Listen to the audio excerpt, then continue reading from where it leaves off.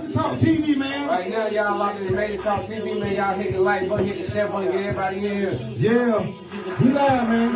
What's happening? What's going on? We live, man. Major Talk TV right here in the Monkey Town. I am the Daauthor calling y'all. I am A Pooh. What's going Hey, on? man, I go by the name of First D, man. What's happening? What's Hey, we got a happening? good show tonight, man. We got a good show tonight. Yeah, man. We at Major Business Boutique, man. Where everything is what? Major. Y'all tell a friend, man. Y'all tune in. So keep it real, shout to keep it real. I'm trying to make a meal, like my skip some Yeah. meals. I'm a big deal, now you know the deal. I got my eye on the prize, I'm going for the kill. Tune in, man. Y'all tune in. Put my stamp on it. Tell a friend and tag a friend, man. Pussy tight, we fuck it like a clamp on it. I wanna get the Billy truck and the Rose too. We get lit. Major Talk TV.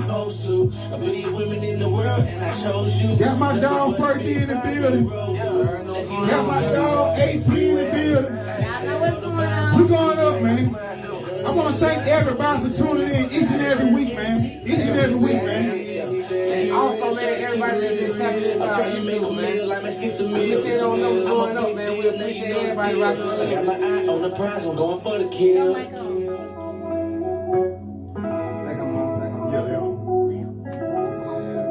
Man, y'all subscribe to Major Talk TV on YouTube, man. Y'all go subscribe to Major Talk TV on YouTube. We got some special guests in the building, man. Y'all already know, man. We got a real special show for y'all tonight, man. Yo. What you know about the ghetto? What's going on? What's going on? Man, you know what, bro? It's something I want to talk to y'all about, man. So, you know, a few shows ago, Yeah. we was talking about the Lil Nas X stuff with Boosie. Boosie, you know how he been kind of going back and forth and everything. And I was on my phone scrolling on Twitter, and I seen something about Lil Nas X dad replied to Boosie. What Boosie said? Yeah. And he was kind of getting gangster with him. He was getting gangster with him. Getting gangster with Boosie? Yeah, Oh, so- okay, nobody get Getting gangster. gangster with Boosie, man? No. But check this out. Boosie told him the man was like, this real bankhead over here, you know, shit like that. So Lil Boosie come back and was like, man, I know you mad because your son came out like that. It's not my fault. So I was like, damn, you know. The next day, which was the day when I seen this, Lil Nas X's older brother jumped into the whole thing. And he bashing Boosie movie. He talking about Boosie played out. He ain't got no fans. Lil Nas X got more money than him, all type of shit. And what he did to say from Bankhead? The real bankhead. The real Bankhead. Well, I want to say something. Boosie, I love you. If you don't got no fans, you got me. Shouts out to Boosie badass, man. Shouts out to Boosie, man. That shit crazy, man. That shit crazy. What I realized though, like, when you dealing with a troll, if you're not with that troll social media type shit, man, you can't compete with these folks, man. You gonna lose every time. You gonna go out bad every time. Hey, y'all go vote too, man. Yep. Early vote still here, man. Y'all make sure y'all go vote. When the last day for early vote? I think it's this Saturday, right? Yeah. This Saturday, the last day for early voting, and then the election is Tuesday. Election Tuesday, man. Y'all go vote. Early vote. Y'all make sure y'all vote, man. Vote for the best candidate that fits your bill. Yeah. Man. Make sure y'all go vote for real. For real, for But real. make sure y'all tag some friends in the comments, man. Tag some friends, tell a friend to tell a friend. Hey, Pooh, First D and Turbo Color, y'all in the building. Yeah, man. Y'all go ahead and share this live right now. I'm trying to do my part. I'm here trying to share it and get everybody in here. Y'all give me a little second to get everything right. One more time, man. You tuned in to Major Talk TV right here in the Monkey Town where everything is what? Major. Hey, y'all want to go to the comments real quick before we call everybody. Yeah. A few shout outs. You know what I'm saying? Shout out to Bo Legs. I love you, girl. Shouts out to Boleg. I want to shout out to Mika Terry, y'all. She, number one Shouts fan. out to me. Hey, that's the number one fan. Number one Outside fan. Boleg, that's the number one fan. Yeah. You know, Bo Man, Legs. Bo hey, Legs, you know. she be talking about Major Talk TV on everything, man. Everything. She really rocking with us. She really rocking with Carla us, called, bro. Hey, Carla, we hungry. man. Carla, bring them wings on. We need some wings. Hey, we got these high school football players in here. I know they hungry. Yeah. They been to practice. Bring the Wayne call. And they going pro now. That'll be clutch. Oh, that'll be clutch. If she bring the Wayne, that'll be clutch for him. Calling you here, don't she? Shout out to Ken Arnold. Shout out to What's up, Sheridan Vito? Hill. Avery. Bolette said vote Emilio Kelly. Uh-oh. Shout out at Dolphins Gate while we on that Exactly. one. Shout out to Shadina Cooper. Somebody tagging her. What's happening? Yeah, shout out to all y'all. What's happening, world? What's happening, man? Y'all tag a friend in the comments. Y'all tag some people in the comments. Tell a friend to tell a friend. Hey, Pusha Moore and I'm in the building. That's right. That's right. This shit major. Yeah, it is. Yeah. Turn it up one time, man. What is it? R&B Kid? Shouts out to R&B Kid, man. What's going on, Vito? I love you, bro. Who? Vito. Vito. Yeah, Vito. What's up, Vito? Hey, Vito, hey, them niggas got the Halloween party this Friday at Tampa, man. Yeah. Hey, man, y'all pull up at Tampa, man. Fuck with Vito them. They got that big Halloween party. We already got in the building, man. They got that Squid Game party going on this week. Oh, I ain't going. They got the Squid Game Halloween party. Leave the Squid Game. Let me pause real quick. They got the Squid Game Oh, party. look. Hey, they got on the flyer at Tampa, man. So I'm saying, I seen a little bit of the show, so I'm trying to see what the Squid Game party gonna be like. I don't know. Man. We go, hey, all you gotta do is go and see. Hey man, So, hey, what we gonna be at this Saturday? Miami Lounge. Miami Miami Lounge, man. Y'all pull up at Miami Lounge, man. This Saturday, man. We're gonna be there in the building. This Saturday. Tony B will be in the building too. Hey, you know what? I want. Let me say something real quick, man. Before we move forward. I want everybody that's watching to understand, like, the way we rock up here when we doing interviews and we got guests. It's in a very professional capacity. So, you know, you got to understand. Sometimes people gonna manipulate social media, do the internet shit to try to flip the narrative and everything.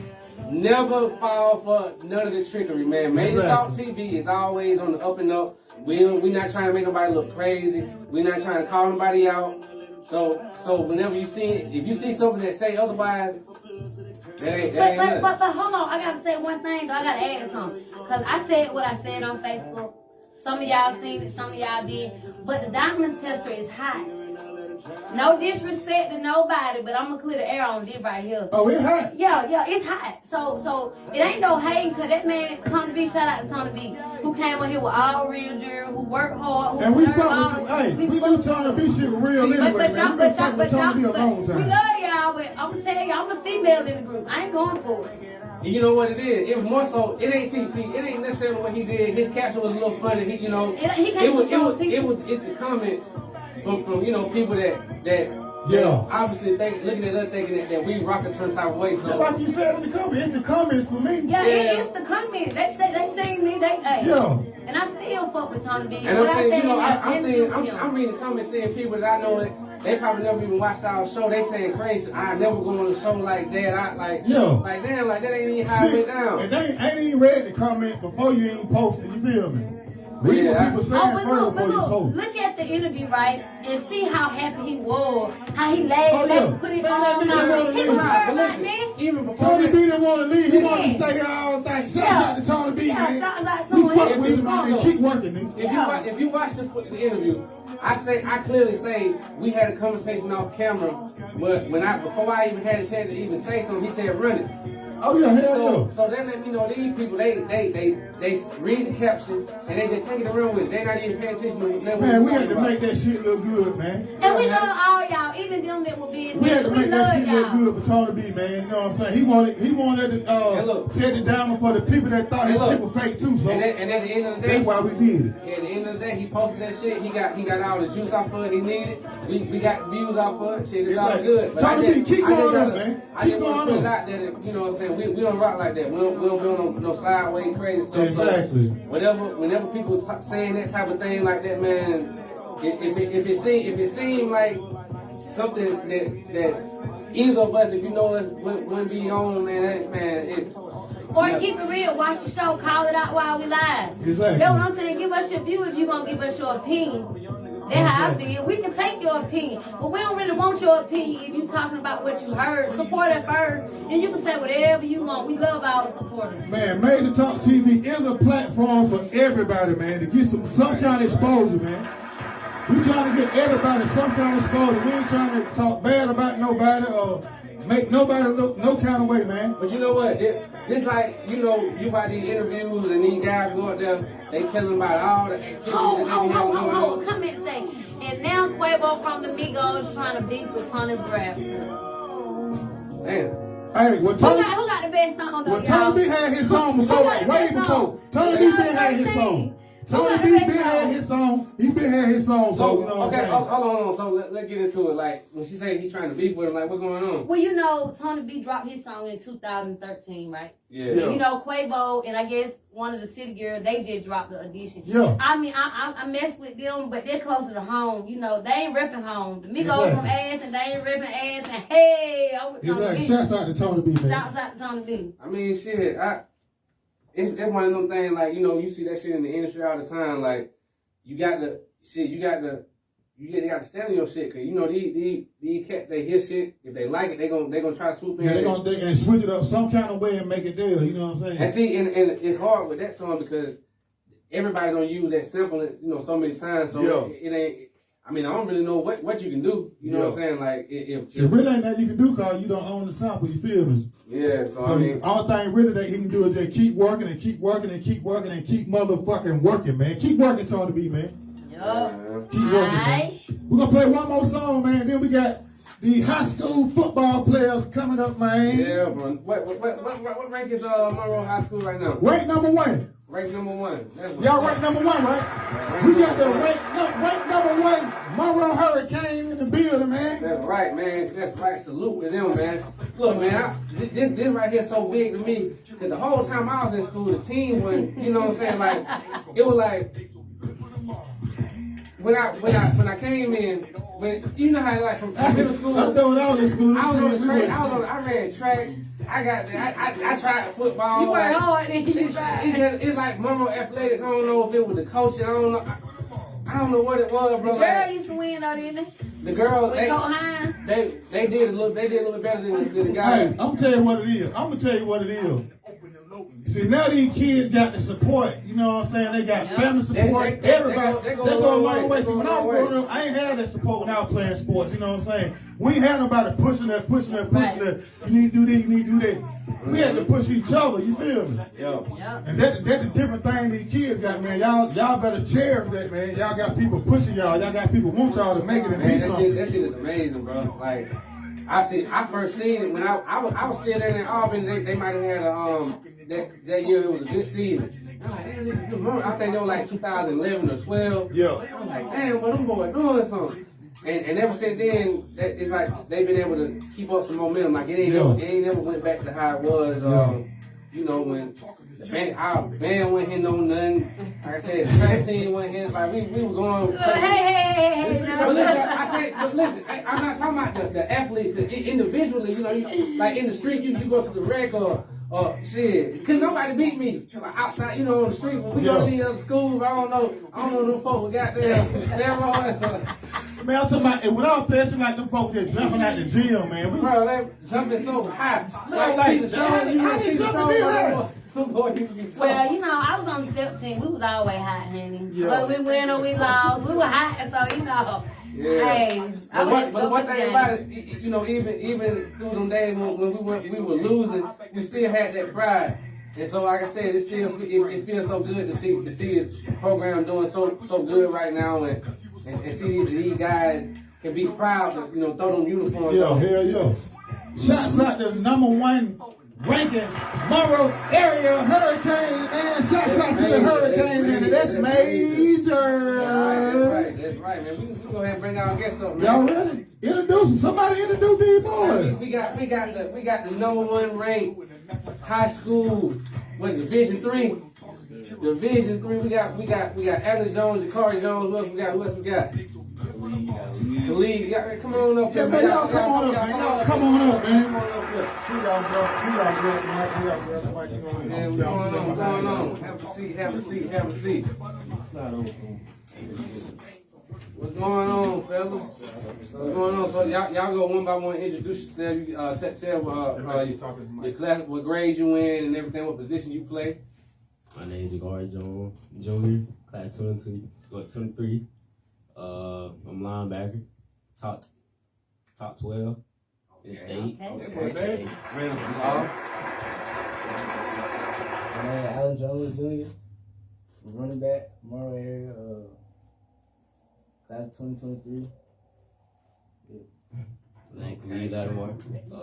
Class 2024, cornerback. They can't see all of them.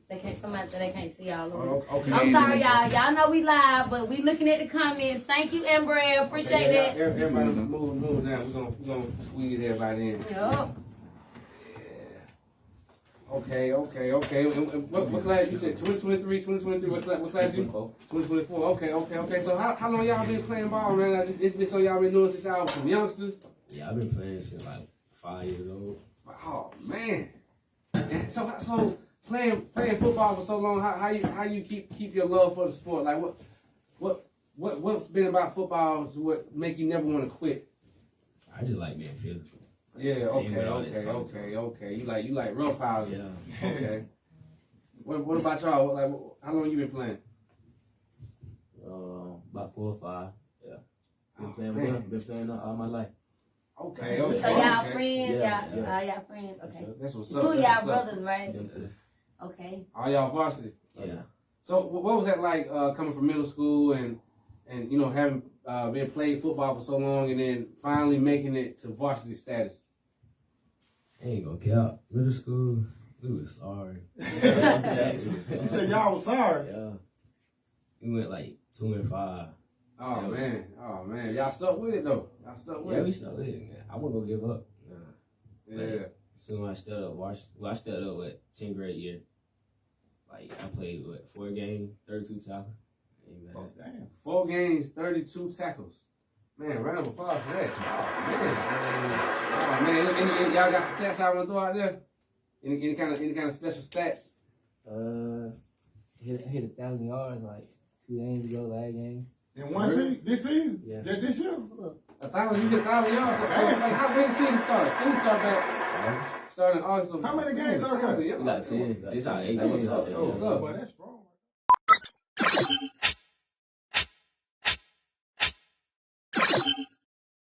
Hey, right now, man, y'all tell a friend that we're live right now in Major Talk TV.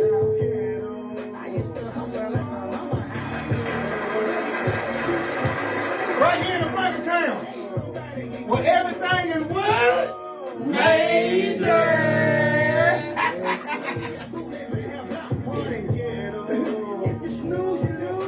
Right now, we getting everybody to sign and tap back into the live. We seeing all y'all out. We seeing all y'all in there, man. Hey,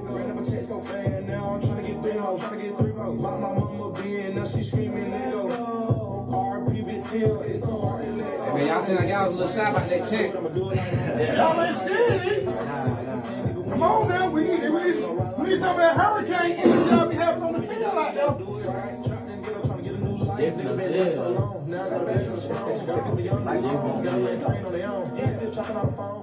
One more time, y'all. Where everything is what? Major. You might went down and say it one more time. Yeah, man. Major Talk TV, man. Right here in the Monkey Town. Y'all got something y'all want to promote? Y'all got something y'all do? Y'all got something? If you got something you want to talk about, pull up. We can have a conversation. Hit us up, man. We really want to give a spotlight on all the entrepreneurs out here. You got a business or you got a brand you trying to promote. You do music, you detail cars, you got a lawn care service, you do roofing. It don't matter, man. We want people to be able to tap into what you got going on, find out how they can get in touch with you. Because so many times, man, we look elsewhere and go into other communities to get these different resources and services and stuff like that. We need to uplift each other, and that's really what it's all about, man. Yeah. Man, I want to know what how that Monroe check go. That's what I want to know. The Monroe check. Me too. I was trying to learn it. I'm gonna stop the music. We're gonna He go to Mike, man. Y'all get that Monroe check one time, man. Y'all hit it. Take the check. Y'all ready? Y'all hit the check. Let's do the Monroe check, man. Monroe check, man. Shouts out to the hurricane. Monroe. Row. Monroe. Let go one more time. You gotta go 3 times. 3 times. Let go, y'all. 1, 2, 3, go. Monroe. Yeah. Monroe. Yeah. Monroe. Yeah. Row. Hey. Okay. Shout out to the Hurricane, man. Shout out to the Purple Hurricane, man. I see y'all going all the way, man. For real. All right, so I want to jump back into it. We apologize, man. We had some technical difficulties. We got knocked off live again, but we working through it. So I want to know, what is it like being a varsity player to the #1 ranked team? They ain't varsity. They varsity. Being varsity players on the #1 ranked team, like what type of popularity comes with that at school? I mean, it feels good to be on varsity. Yeah. I know it feels good. He a sophomore. Okay. Sophomore. Okay. Hey, so you Jumped up there. Man, okay. That was so round applause of that. Do y'all feel like y'all get any kind of special attention on campus, or is it just people just come up, speak to you and all that? It ain't like too much. Do y'all feel special? Like, Nah. Not really. Yeah. So who y'all going don't feel pro? important? Who going pro? We all going All pro. y'all going, that's what I pro. want to hear. what I team tell y'all, y'all want to don't play for? forget. Who you want to play for? No matter, as long as I make it, yeah. No, Everybody, you same thing. So like, what colleges and stuff like that y'all looking at? We had went to a college visit at LeGrand. Yeah. A couple, 2 weeks ago, 3 weeks ago. Okay. That's what you thinking about after high school? You didn't really make I'm some mind up waiting yet? on some more. Yeah. Take your Wait on time some more with it. letters to come in the mail. Let me tell you, being a part of a team like that, and then you for your position, you say you 12 ranked number 12. Yeah, in state. In the state? Yeah. So being on a team like that and having a rank like that, man, them offers gonna come. So just be patient and just let them roll on in. That's what's up. So what do y'all have other dreams or aspirations besides sports? For sure. Yeah. What y'all want to do with y'all life outside of it? They gotta have a plan too. Get into it. You know. I've been thinking about a lot of things like business management, stuff like that. Yeah. I just know how to do a lot of things. Cut grass, work on cars, do all that. Okay. I would think about real estate type. Okay. Nice. We want to flip some houses. Yeah. Okay, that was up. We ain't hear him. Yeah, real estate, yeah. Real estate, so y'all gonna do real Make estate. a lot of Y'all gonna money get that from money. Yeah. Okay. So, do y'all ever find it hard balancing your football schedule as far as practice and doing games and stuff like that with your schoolwork? I mean, just pay attention in class. Do what you gotta do. Yeah. Exactly.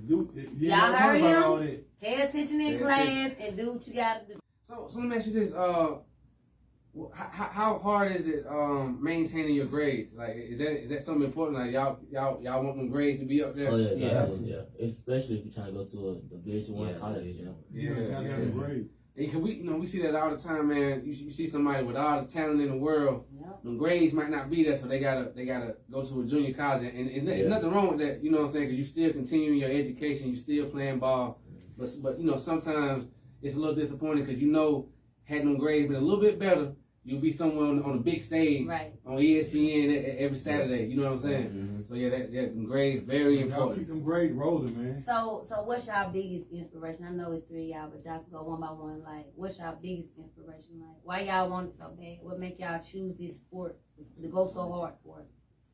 Family. My dad. Family? Coaching her, all this I shit. know, Oh, he can speak out. He can still AJ speak. on y'all. Yeah. Stay on them, It's AJ. like a family tradition, really. You know what I'm saying? I remember AJ played ball in school, and then what I was trying to say before, like the team, like the team was having issues with winning, but like the players individually, you know who a beast, like who crazy on the court, who crazy on the field. Yeah. It's just like the team just couldn't get it going. But yeah, man, that was up. So I'm gonna get a little personal. Are y'all dating? I just want to know. Nah. No girlfriend? Who's dating? Nobody Kind of dating. distraction, yeah. You gotta focus on. So y'all just got friends. So y'all straight focused. Y'all locked in, tunnel vision. Yeah, y'all can That's what's up. Hey, round of applause, man. Because y'all focused. I'm not gonna lie. If I was on varsity football in high school, I would have used all that juice. You know, I was in the band, so I wanted the football juice. You know what I'm saying? And they rank. Yeah, shit. Number one. Hey, that was up, man. That was a real applause. Hey, y'all keep up the good work. Y'all stay working, man. And stay driven, stay motivated. You know, understand that parents and other leaders in your family that's around you, some people, they talking to you about what they wish they could be, and if they can't live their dream on their own, they can live it through their kids. They can live it through Exactly. you know what I'm saying? Y'all growing up, y'all seem like y'all got y'all head on good. But so the main thing, do it for you. Do it because you want it. You know what I'm saying? Yep. Do it because you want it. Stay determined and stay teachable. Hey, y'all send some shots out to some people. Yeah, y'all send some shots out to y'all people out, football man. team. Anybody. Y'all send some shots out, Hey, man. got a shout out my boy watching it. And on the group chat, they text me. Yeah. Who Hey, is? my boy. Yeah. It's hot up. Call some names, man. Call some names. Dre. If he miss somebody, if he miss somebody, call him out. Big man, little man, Zill. Okay. Man, shouts out to the team, man. You want to send some shots out? Oh yeah. Shout out my mom them. I know they watching. Exactly. Yeah. You want to send something out? Shout out to my family. Yeah. My little brother, little sister, mom and dad. Yeah. Exactly. Shout out to y'all mama and dad too. I want to salute these folks, salute these boys' parents, man. Salute these boys' parents. These gonna be some great kids right here, man. Yep. Yeah. These gonna be some great kids. Y'all just stay on them and keep pushing them. Yeah, and also, man, salute the entire Purple Hurricane, man. Like, man, y'all are part of a really great team, and I know it's gonna be a successful season for y'all, and it's gonna blend over to another successful season next year. Y'all gonna go off and be successful in whatever y'all got going on. I'm just happy to see it. I'm happy to see it. Now I want to hear that chant one more time. Y'all ready? Y'all ready? 1, 2, 3, go. Monroe, yeah. Monroe, Yeah. Monroe, Yeah. row. Yeah, Okay. shout out to the Purple Hurricane, man. That's right, man. It's Major Talk TV, man. Hey, Miss Priscilla, I love you. You're the proudest grandma ever. Hey, man, we about to take a little break. We appreciate everybody for tuning in, man. We got another special segment coming up in the second half. We got Daauthor Raymone coming. He did a 25-year prison skip. He's written, he's had 4 books published. He's written many more. And we're going to have a sit-down, real major talk with him. So y'all keep it locked, man. Major Talk TV. Man, thank y'all. Thank the Purple Hurricane for coming through one more time. Yes, sir. Major. Hey, Purple Hurricane, we made it, man. That's right. Yeah. Hey, man, y'all keep supporting these boys, man. And make sure everybody stay on. It's a family thing, man. It's a family thing. I heard him, man. We need to coach the level, teach everybody stay on.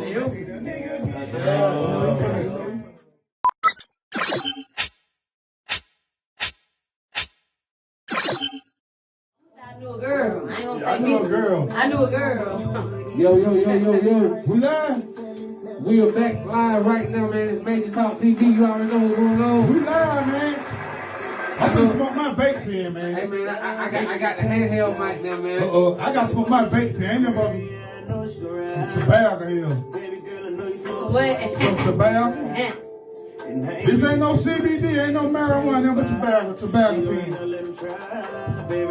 Hey, right now, man, y'all tell a friend that Major Talk TV is live, and we in the We building. live. We in the building, man. I am the Don Turbo Corleone. I am April. What's going And I on? go by the name of First D, man. You're locked in Major Bitty Where we Boutique. Right here, Major Bitty Boutique in the Money Town, man. Monroe, Georgia, man. Where everything is what? Major. Hey, they love that, man. Hey, shouts out to Monroe Area High School, man. Ranked #1 in the state, man. Ranked #1. Hey, man, we got some things we trying to work out with the team too, Exactly, man. Y'all be on the lookout. We got some things we're working on behind the scenes. We trying to do with the football team. So yeah, y'all be on the lookout for that, man. Shouts out to Monroe Area High School, man. Yup. That's It's right, looking that's bright right. over there. Hey, so I've been watching this It's a podcast I was watching like a month or two ago. He had this chick on there. She go by the name of Blue Jasmine. I don't know if y'all heard of her. Blue Jasmine. She called herself Blue Jasmine, and I basically don't know her. she you know, for lack of any better words, I'm gonna just say she's a perfect example of the city girl music type shit. Yeah. And when I say that, like what she was talking about on the podcast is how, you know, she don't mind, she'll use a man for his money. She got these dudes that buy her stuff, you know, they take care of her. If she living with a dude and he decide he don't want to deal with her no more, she not gonna leave. He has to take care of her for up to 6 months after the fact, or until she feels comfortable or on her feet to leave. And I was just like, man, let me know when to chime in. I don't understand that though. It's like, how the heck, like, I was trying to figure out how many females out there really agree with that, because I was like, man, that's some other shit. Because okay, I'm sorry to cut you off. I just gotta say what's something. going on, man? But okay, this my thing. First of all, ladies, these men will kill you about their money. Don't get it twisted. I know some stuff. I know a girl that done did that before, but I just feel like time too hard. People do stuff for their money. They put their life on the line, their freedom on the line, and stuff like that. Don't play with no man like that, because this the thing. You're not their dependent. They can't fire you on their tax return. Nah, you see. And get what? They will kill you. But see, the problem I have with the way she coming is that you got to understand. Okay, you maneuvering, you moving, you don't scam your way into the life of a boss, somebody that got bread. They gonna take, they don't mind spending it, whatever. When he done with you, that lifestyle is done. Like when the train stops, you gotta hop off that motherfucker. Like, and I just didn't understand her being so adamant. Like, nah, he gotta take care of me. I'm not going nowhere. You know what I hate the most about that though? The example. You go on a podcast, Blue, whatever the hell your name is. I'm gonna call you out. Blue Jasmine. I'm gonna call you Blue out though, Jasmine. because you setting a bad example for these young ladies that's coming up out here. It ain't that damn easy. And the thing about it is, see, her thing is that, oh, I can deal with these men. They give me money. I don't have to do nothing. When we know the reality of it is, if you around these men with money, they taking care of you. They doing this and that, buying cars. They housing you, whatever. At some point, like I'm not everybody, but some situation, these guys are gonna want something else in return. Yeah, and if they don't get it, they might even harm you. Yeah. So that the message that she's putting out there, it got these young girls thinking, okay, all I gotta do, I just gotta find a rich nigga, trick him, and shit. When I get the money I want, I ain't even got. Okay, but what if he got AIDS? What if he got HIV? What if he got herpes? What if he got syphilis? You should love that's the type of thing. yourself. No, I understand that. But Love yourself. If that's his status,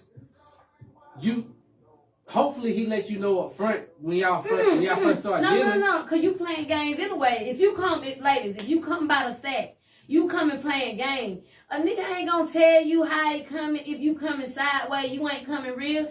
And you stupid if you think he is. A dude like that, it was a dude years ago in Athens. I guess his name was Forte. I don't even know the dude's name. Forte. But they said he was going around. He had a lot of money, going around fucking young girl, giving them money. Damn. Listen, value yourself more than $1. Value yourself more than $1. Don't listen to that, bro. When it comes to things like that, I'm gonna put it like this. Everybody, we all grown. So if you're gonna be out here doing what you do, you moving like that shit. If he got anything, shit, you supposed to know that before you get him the goods. You know what I'm saying? Like you got your money though, so you ain't gonna think. Yeah, they you let money control you. If you let money control you, you ain't gonna. They want the money. They ain't spending. Check this out. Are you really about the? But think about it. If you really about the money, this shit, that pussy that you making money off of, that right there, that's your most valuable asset, right? So you gonna make sure nothing happens that's gonna harm your most valuable asset, your money maker. So it shouldn't be no chances of a man that got any kind of issues in that area can deal with you unprotected and you not knowing. They bought the money, D. You ain't about the money. No, How you about the money, but you're not protecting your most valuable asset? Okay, that would be being about yourself. If you protected your most valuable But see, asset. you got, when you move like that, you got to look at this your money maker. I'm speaking from a woman perspective, and I know, girls, that I'm telling you, like, real talk. They smell like death. You can smell their pussy through their clothes. I'm just saying. So they smell like what? Death. Yeah. Like, I'm serious. Like, I'm just keeping Y'all it say you can real. smell the pussy through the clothes. Wow. That shit stink. Yeah, get you some money. Don't need no dude for nothing. It's all right to unite, but have your own, because at the end of the day, if you let if you bought the money in a way, you don't care about yourself. Exactly. But Hey, see, that's why I love my girl. Hey, she a feel hard that one. though. She go You get don't it. care about yourself. I feel that, like, get your own bag, but like to say that I'm gonna deal with this man that got money, and I'm not finna. I ain't gonna get him the pussy. I'm not saying you got to have sex. I'm not saying that, but I'm just saying like you bragging saying I'm gonna deal with this man with money. I'm not gonna fuck him, and when he wanna stop dealing with me, I ain't going nowhere. Oh, hey, shit. Huh? You got to go. But that's different. I can pull You the got to interview go. up. She on multiple podcasts. Blue Jasmine, she on multiple podcasts saying I'm damn near saying word for word what she's saying. I'm just saying, okay, my whole issue with it is letting something like, I get it, you go on the platform, but what are you really promoting? Do the people who you talking to care about the youth? Do they care about the future? Don't ruin our future. We ain't got nothing but and that's the thing. That's why I wanted to bring it up. Yeah. What she's promoting is the city girl lifestyle.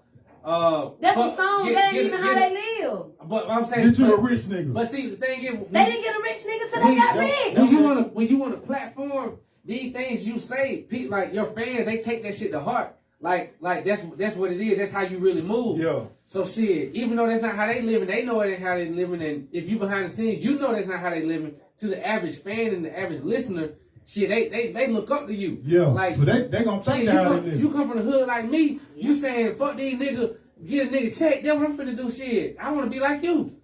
And that type of messaging is all messed up, man. It's all messed up. Ladies, love your man. Don't be always looking for what a man can do for you. Buy him some nice cologne sometime. Yeah. Take him on a dinner date sometime. Yeah. Treat him sometime. Yeah. Ain't nothing wrong with that, y'all. Exactly. You know. I mean, I basically, like I said, I basically wanted to bring this up because I seen her pop up on some podcasts recently, and I was just like, man, this chick, she got it all messed up, man. Yeah. That don't make no sense. And she got these young girls, like she got a following, they looking up to her. Yeah. But look, the men watching it, and I'm excuse my language, but it's some sick ass disease infested men that watching it saying, okay, so I'm waiting on the little broad to come at me by some money, and then they ain't getting them there really for real. And then like I say, if a dude do all this for you, give you all that. If you all that, why you ain't got nobody?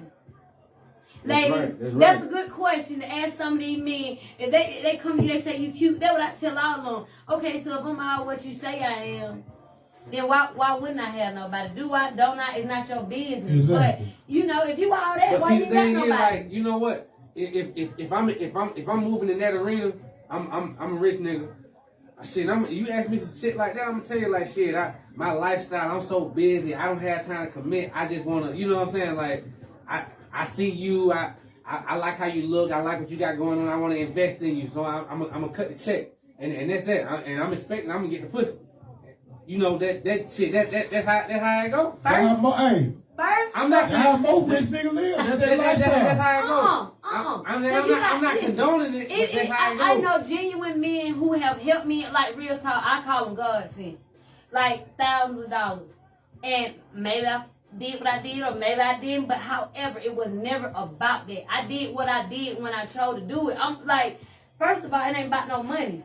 They don't care about it, and I don't either. I might need it. Check this out. But I'm gonna be 100 with you. See, from your point of view, it might be like it ain't about this. I can promise you, a man in the back of his mind, he thinking about if he dealing with you like that, he thinking about when it's gonna go down, and if it take a little time, shit, I'm here. okay, That man thinking about that coochie the whole time. Okay, I'm gonna say, A man thinking about that coochie the whole time. I'm gonna say That's one how more men thing, think and I'm about gonna it. let it go. Like, ain't no exchange. Ain't no leaving no money on the dresser. Nah. Ain't no, hold on. But To me, if a guy look out for you just because he a good person, he want to help. Excuse my language. That's like the single person from a single perspective. That's who I'm fucking. I'm gonna fuck who I know who gonna look out for me. But see, like okay, if a dude say, if I say okay, we just friends. Okay, we're just friends, but I mean. They start spoiling you, doing all this, We still just friends, okay. But let me just throw this out there. We still just friends, but okay, if this your friend and he look out for you, then be real. Get your friend some pussy if he needs some. But see, okay. It's a need. You know what? I'm just saying. You know what? It don't really go down like that because people not real though. Because okay, I ain't gonna say you. Because I don't know, in my days, in me, you know how I've been out here, you know, trying to come up doing the music shit and, you know, the different lives I've lived. One thing I learned is like when a man, for the most part, when a man try to approach a woman with that, I'm gonna be straight up with you, like this what I'm on type shit. It don't never just be okay. I understand. I you know, we rock with each other. We ain't got nothing like that going on. Shit, we can fuck around for time. It don't go like that. For the most part, you might meet a woman every now and again that might throw a little piece of pussy just on the street. She fuck with you. Shit, you been fucking with her, and shit, you ain't dealing with nobody like that. That's rare. For the most part, it's on the shit like what have you done for me lately type shit. Like I'm spending money and as long as the money flowing, shit, it's a chance. As soon as the money stops, shit, it probably ain't no, you know, the little chance I had, shit, it don't go away. It's done.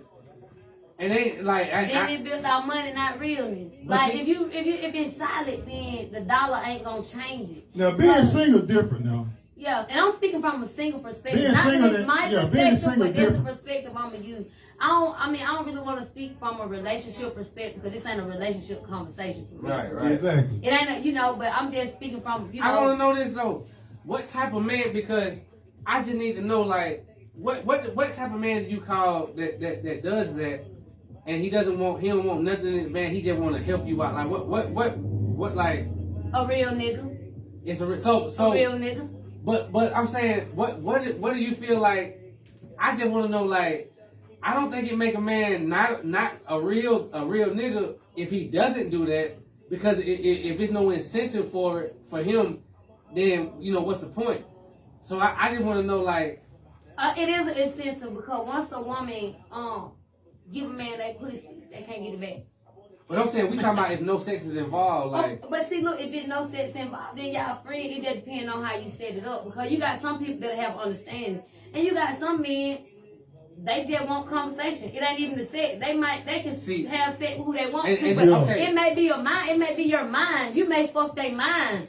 You get what I'm saying? And they don't really care about the actual. They just want the conversation. They just want the conversation. They want the energy. I guess the biggest disconnect for me, I haven't met those type of guys that's like, baby girl, I like you so much. Just talk to me and I'm They ain't gonna say it. They ain't gonna say it like that. I just can't imagine. I can't imagine. It's no conversation. So dope. It ain't no conversation. So let me ask you this. If you friends with, you kicking it with a girl. Mm-hmm. No disrespect. I know you got a girl, but I'm just step out of that for a minute. We on the show. We just gone. You dealing with a girl. Y'all kicking it. Right. Y'all been kicking it for a few months. She ain't quite asked you for nothing. And you see she going through hard times. Do you offer or do you watch?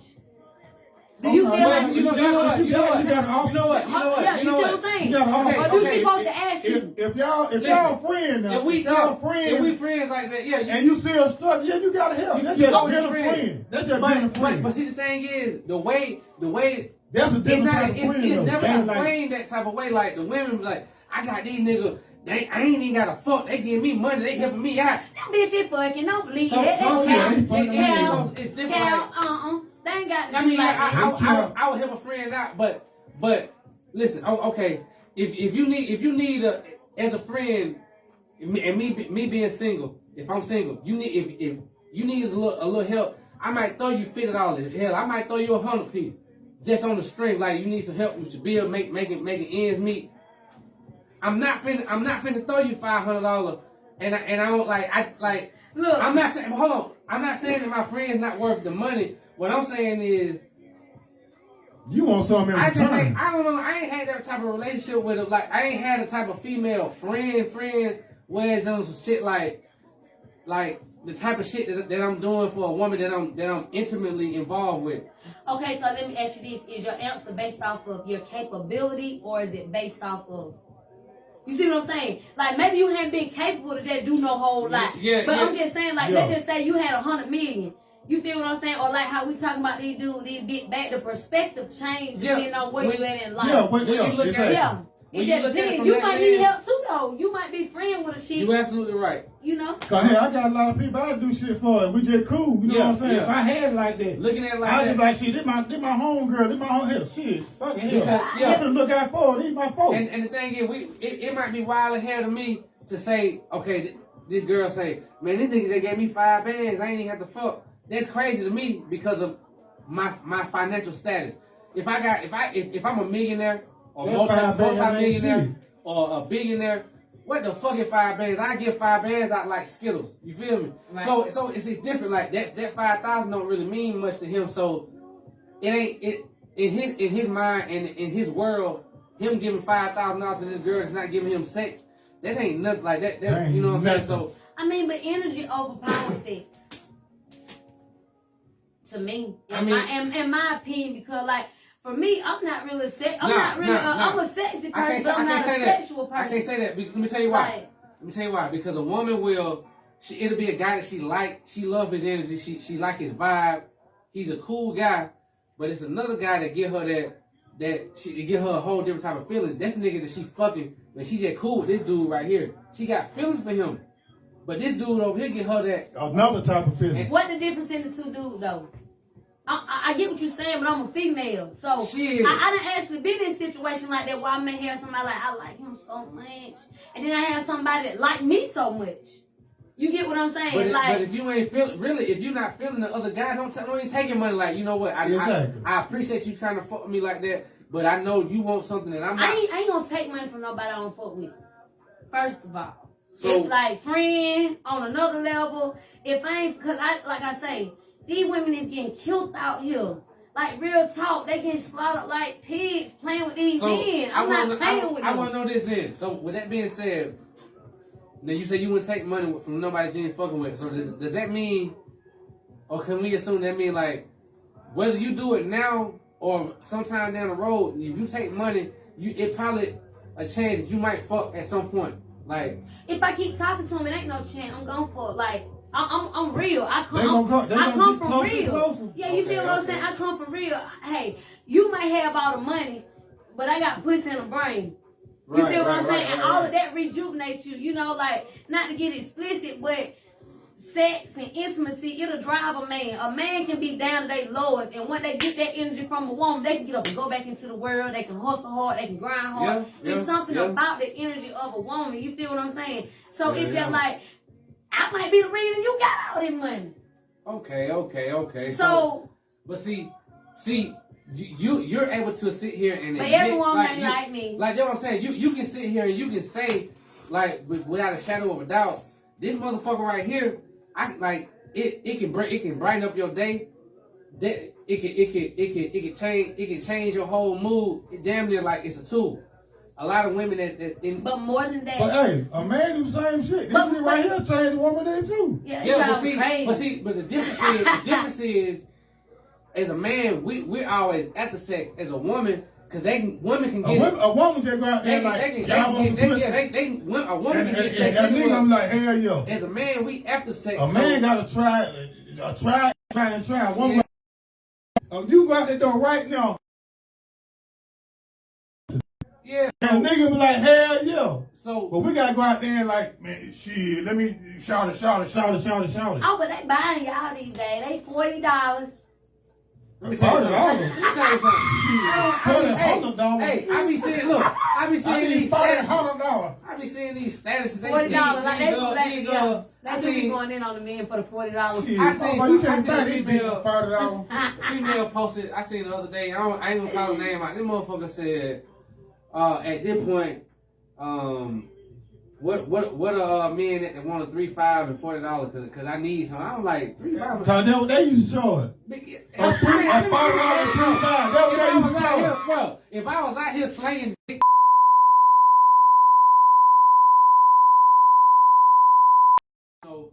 I don't did all this shit. I don't been there. I don't did the clubs, the strip clubs. Man, we trying to get rich. We don't had a room full of naked women. We don't. I don't did They so don't much live that stuff. life. Niggas I trying to did get rich. so much stuff. But you know what though? Back to that blue chick, whatever the fuck her name Blue is. Jasmine. It's so I ain't trying to get her name right. I'm trying trying to mess her up. I want her not get her name right. I want the algorithm to pick it up. But I'm just saying this. Women gotta normalize getting with a nigga to get money together, not always getting it from him. Or do the paperwork. Get the paperwork right. Big, you know, Bill Porter, you know what I'm saying? It ain't all about taking. It ain't, you know what I'm saying? And that, to me, I'm 32 years old. Whatever that girl was talking about, I might have had that mindset at 22. But at this point, you know, people trying to win for real. That's why I love my girl. It don't matter what I do. If I can have the money by that. Listen. My girl be like, shit, tell my mentor something. She's like, you want me back? That was kind of girl I got. And I love her, but I'm like, nah. When, I feel like when it comes to trying, like women try to change a man to make them not cheat or make them, you can't change a man. You got to, a man got to get to that point within himself to know this is what I want. I'm happy with that. And I was out here doing. I'm talking about. I don't live a life like a rich nigga. Like I don't. You know what I'm saying? I don't did so much stuff in so many crazy situations that I probably wasn't even supposed to be a part of. Like I have did so much to the point where I'm not looking for nothing else. Like I'm with who I'm with. I know you don't change. He just said outside he can get married right now. I know you don't change. I know. Hey, that's what he just said. I know he don't change. Bro, for real. I know he don't change. You got bro. That man, he ain't nothing. Hey, I know he don't change. We used to go to the club. Man, we bringing back 7, 8 females back with us, and it's like 4, 5 dudes, like and shit. We finna have fun weekend in this motherfucker. Like that's the type of shit we was on multiple nights out the week for at least a span of like 3, 4 years straight. That's what we were doing. Oh yeah, I remember when, shit, for real, cause you had my car one time. I got to go home. And yeah, I'm just. Oh, you was single then, though. You was single then. And I'm past that. And where I went, I had to go home. I got a woman. Yeah, you remember? I can't do all this shit. Hey, that was a flip-flame mission to that night. Y'all, but don't be listening to no dumb female. Like, real talk, I swear, like, that don't nothing irritate me more than a bitch that think they got game misleading the youth. These young girls coming up here got to live in this shit you out here putting out here. I encourage y'all, type in on YouTube, type in Blue Jasmine, BLUJASMINE, man. I don't usually promote people shit like that, but I need them to see that. I need them to see what I need them to do is type in MAHS and Talk TV and subscribe to the YouTube channel. MAHS and Talk TV, man. Forget that, Rob. We hey, give hey, y'all gonna bring up the next guest? Oh, play this song right quick. Play this song there. Let it turn this song up, so then we're gonna bring up the next guest. I'm starting the fact. This Stacey Smith, Don't Fight the Feeling. Y'all already know what's going on. Y'all heard this. Oh, we got comments. What they saying? Thank everybody for tuning in. Tamika Terrell, I really do enjoy your show every week and I never miss it. That's what's up, man. Tamika Terrell, a woman was not raised to depend on no man. Yeah. Tamika Terrell, depend on yourself. All that real shit. If a man can't help you with bills or your kids, what you got him for? Oh yeah, but no, that real though. No, you know what? I agree. That's real. Now, that's a real perspective. But we talking about somebody tricking off. This whole tricking off. And see, the reason I'm like how I am, like any woman that I ever dealt with in my whole entire life, I don't even care when the times I was just fucking off. No woman can say like when I come into your life or your situation, I try to add to it. I don't take away. I don't want your money. I don't deal with a woman for none of what she got. I deal with her for her. You know what I'm saying? So shit, I agree. Like a man's supposed to come with it. Like I'm gonna say it though. Hey, you can be 100 or you can be 50-50. I'm not the type of chick that a nigga wanna be 50-50 with. Cause you don't have no boys if we 50-50. Like, no. I'm just saying though, like if a guy think they gonna tell me what to do, control me, and all. Hey, I'm so submissive. I listen. But if you ain't my sole provider, and you ain't the like, hey, bro, miss me, I still gotta go chase the wind. I can't you know even. What? See, it ain't for me. I feel like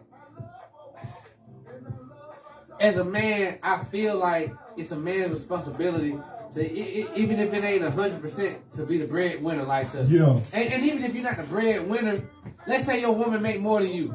I still feel like the man's supposed to. Okay, let's say I make $600 a week, and my girl make $1,000 a week, and the rent is $500. I still need to put up $350, $400 on the rent. You feel me? Nah, if we together like that, you need to pay the whole rent. Damn. Like, no. And I'm speaking from a perspective where I got my own house, I pay my own rent. If you can see me do it for myself, by myself, why wouldn't you do it a for woman me? do bring a lot more to the table, too, Yeah. because they get all the other side shit you need for the house. Well, okay.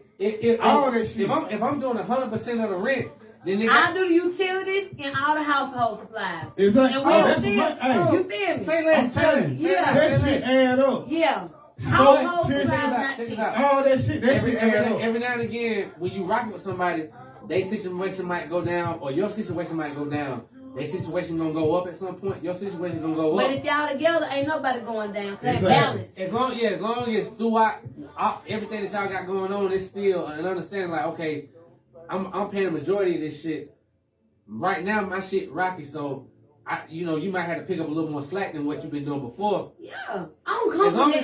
As long as that's understood, shit. This some new. I'm sorry, I know we finna bring that again, so I got the shit. When my Uncle Benny walked in the house and he said, "This what's going on." That what's That going what's on. going on. For real. When my granddaddy walked in and said, and he put on the table, that what it is, but he was a sole That's just provider. like my daddy, man. He paid the bills, all the bills in the house. Whatever they We say, though. never paid no rent, cause my mama been on that house all our life. My mama really ain't never worked. Bro, I'm gonna be honest, bro. She had a few simple jobs. I'm so I've never They was the young been that type generation, of guy that see a That woman with $40 money. lead to. That $40. You don't want to get cheated on. I never want to get cheated on, ever. But you know how crazy I feel if I get cheated on by a nigga that asks bitches for money. Oh, excuse me, a dude that asks women for money. If you cheat on me with something like this, how I'm coming, like that's what made me mad. Like it ain't no way. I don't have no understanding for nothing like that. Yeah, like, me. that should have pissed me off if a woman got there and called me. Somebody got $40. I got $40 in a 3-pack. No, man. Man, y'all let go bring the dick kiss out, man. Yes, sir, man. We got the Daauthor Raymone about to come up right now. And before we bring him up, I wanna talk about what his story is about. I know y'all probably seen from the caption. Let me just highlight it.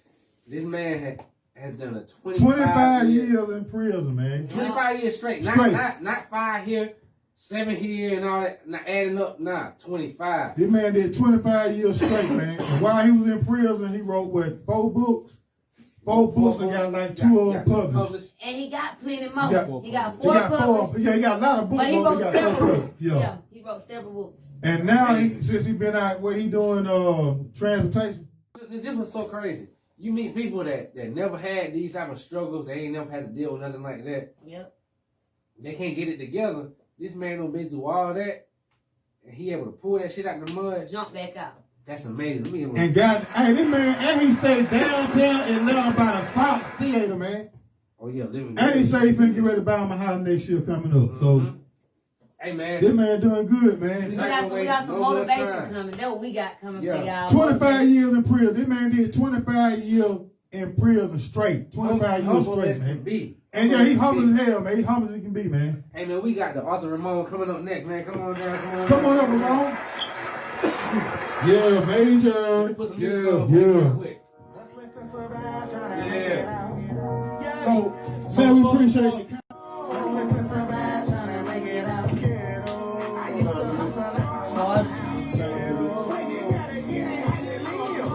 Hey, y'all come on in live, man.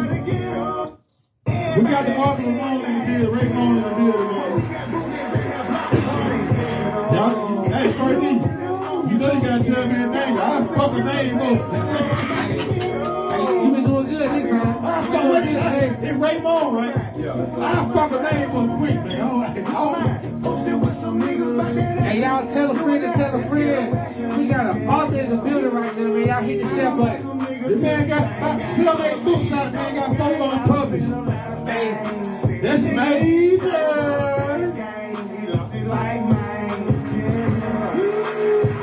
Yeah. One more time, man. Shots out to Monroe, Purple Hurricane, man. Ranked number 1. Shots out to my boy AJ Jones, man. Shots out to Christian Brown, man. Hey, we put the channel tonight, didn't we? Well, how the chant go down? Monroe, Monroe, Monroe. Roll. Yeah. Roll. Shots out to Monroe, man. Yes, sir. Hey, look, make sure y'all at the coach. Can we come film y'all next Friday home game, man? The last home game of the year, man. We got some things in the works, man. They already know. This shit made, Take a man. little more time, let everybody tap into the live, man. Y'all tell a friend. The Major Talk TV is back on. One more time, man. I am the Daauthor Raymone. Damn, April, what's going I go on? right there for first lead. You tuned in to Major Talk TV, Right here, Major Business Boutique in Monroe, Georgia. where everything is what? Major. That's right. Major. I was like, This right, hey, it don't matter. Hey, better late than never. yeah. Yes, sir. Man, we got an author in the building, man. Let's go ahead and get into it, man. Don't get started, man. Round of applause for Raymone, man. Yes, sir. Right now, y'all watching the Major Talk TV. We got the Daauthor Raymone sitting right here with us, man. And this right here, this is a special interview, man, because this man has done 25 years straight in prison. 25 years straight. And he came out, he handled business. He was doing, well, first let me say he was handling business when he was in there. He got out handling business. He's still handling business. And he's an inspiration, man. So Man, too humble. We can't even ask him no questions. Yeah, man. We just want really- him to talk. right now, Hey, I just want to hear the preal. Yeah, I just want to hear the story. That's right all. now what we're gonna do. This shit too real. I'm gonna open up the floor for him. He gonna introduce himself, tell us his name, where he's from, and I just want to let him tell his story with no interruptions. We just gonna let him get into it, man. Go ahead and do your thing. Well, y'all know my name is actually Ramone Kegler, but my pen name as a writer is Daauthor Raymone. I was born in Atlanta, Georgia. Stayed there the first 9 years of my life. My family and I moved to North Carolina back in 1981, so that's where I was actually raised. I started coming back to Atlanta early 1992, where I met my father in this side of the family. And from that point on, I started, spending a lot of time down here in Atlanta. Probably around, actually the mid-90s, I'm caught up in the hustling and ended up, with a couple friends from North Carolina, ended up catching a case down here. Case actually revolved around, drug deal gone bad. Of course, I was arrested and, charged with felony murder, in which I actually didn't shoot nobody, didn't even see nobody get shot. Yeah. But, at the time... Can we kind of get into the situation, like how everything went down, if you don't mind? Well, I hadn't even talked about this in years, but actually, I just keep it real. In my young years, outside of me, selling crack, I became a robber, and basically I was notorious. Right. So, hey, that's what it was. So anytime, out here, I roll up on guys and I felt that was weak, I'm gonna try them. Yeah. And, at the time, actually, robbing or whatever, I felt that, I'm taken from drug dealers and the police don't care. Yeah. As for me running up in a bank or something like that, it never even crossed my mind. Well, you know what? Yeah, it was easier. I know I said no interruption, but I want to know this, like, what initially got you into that lifestyle? Well, back when I was like 19 or 20, I was 20 years old. I had a friend of mine. I used to shoot a lot of basketball when I was young. Mm-hmm. And I'm in Southern Pines, North Carolina. We have a park that we call the police station that's uptown. Right. So, one of a friend of mine, I used to see him all the time pull up. He got all the gold on his neck, riding nice cars. and I never really seen him on the block hustling. Yeah. Right. And you know, at the time, I'm just really poor hustling, so I would go to him with $100-$200 and let him give me a deal. Yeah. Mm-hmm. So The double I'm just opportunity. I'm just seeing the dude like I'm like, yo, dude, like, yo, what you doing, man? Like, yo, put me down. And he was told me, he was in the robbing game, man. So I'm like, oh, you robbing banks? Like, no, I'm robbing drug dealers. I'm like, what? And immediately I didn't do anything. It might have been a year after that I actually went on the move with him. Yeah. And getting money, I call it free money. Yeah. It was just amazing. I'm not spending, But they was gonna call the police. $1,200, for an ounce. I'm taking it now. How dangerous was it robbing drug dealers though? I never thought about the danger. Yeah. Just in the mix, I never thought about the danger. Just thought about the money. I was just, as long as I knew that money was in there, that was my mind was focused on the money. The money. Never like intention to hurt. Anytime you pulling a gun out on somebody, Right. it's a dangerous thing. Yeah. But when you out here caught up in that life, you hustling in the streets, money was just number one. And if I knew the drug dealers had that money in there, I was going to get it. Yeah. There's been times I've slept outside people's houses Damn. in the middle of the night, just watching. Checking Waiting it out, movement, checking, you know what yeah. I'm saying? Yeah. I come back the next day, or I come back the day after. You know what I'm saying? I was really focused like that. Had my attention basically focused on the wrong thing, but Yeah. hey, this was the early '90s, and that's just how it was. Let me ask you this: when it came down to that type of thing, like, did anybody teach you how to do it? Like, as far as like just watching out, like staking out at the house, just watching see what they do, or was it something that you just kind of figured out on your own? Like a natural thing. Basically, just came natural, man. Right. Not to sound tough or nothing, but I want this money. Mm-hmm. I want the crack. I want the jewelry. I want the guns. And of course, I never really did no suicide missions. Right. Like, I've never been shot. I've never been stabbed. There was ever nobody, anytime I ever went out on the lake, everybody was always protected because I wouldn't let them do nothing I wouldn't do. Right. Yeah. So nobody on my team ever been shot. Not with me. That was You know what I'm saying? So, there was a lot of times I see, it's not gonna work. We can't get this. Yeah. Too much security. So you're bad. And I just push on to the next spot. Yeah. Okay. I see. So you picked and choose. Cause back then it was so many. It was just so many drugs. But there wasn't really a lot of times that I seen somebody that I couldn't get. Right. And there were too many drug dealers back So then. much money in the night. But like I said, I ended up catching the case. Of course, after the crime actually happened, I was arrested 8 months later, and I was surprised, that I was charged with felony murder because I didn't shoot nobody, didn't even see nobody get shot. Of course, I heard shots, but I was just really surprised that I was charged with felony murder. But after being arrested and they read off all the charges, I was like, oh, I'm gonna beat this. So me being the person that I am, knucklehead. After getting my discovery and everything, I'm like, I could beat this, and I elected to represent myself like a fool. Oh, you represent yourself Hey, in court. wait. So you was in there. What's that show called? So you was It's in a court show. representing What's that yourself. show, man? It's a show, bro. The dude, he represent himself. He was doing a life sentence for life. It's a show called For Life. 50 Cent. For life, man. Hey, so you was doing it for life. Like I might have ended before we ended the reality show, into this stuff. You know what I'm saying? I did, what I did. Yeah. But I didn't do it for a show. I just felt that my case was that easy and that I had to beat it. So let me ask you this. Right. Do you feel like your race and the time and era played a role in the amount of time they gave you, or do you feel like, according to the law? You didn't have no representative. I felt that for my crime, for what actually happened, I don't think that my sentence was just. Yeah. Right. Of course, you know what I'm saying? You commit crime, you got to pay the piper. There's no doubt about it. I stepped the man up and accept full responsibility for what I was, for what I was actually involved in. However, I think my sentence was excessive. Yes. And for the system to hold me 25 years was actually excessive. Anyway, going to trial, I was convicted. My trial lasted 2.5 days. Damn. I was convicted. The judge sentenced me, gave me life.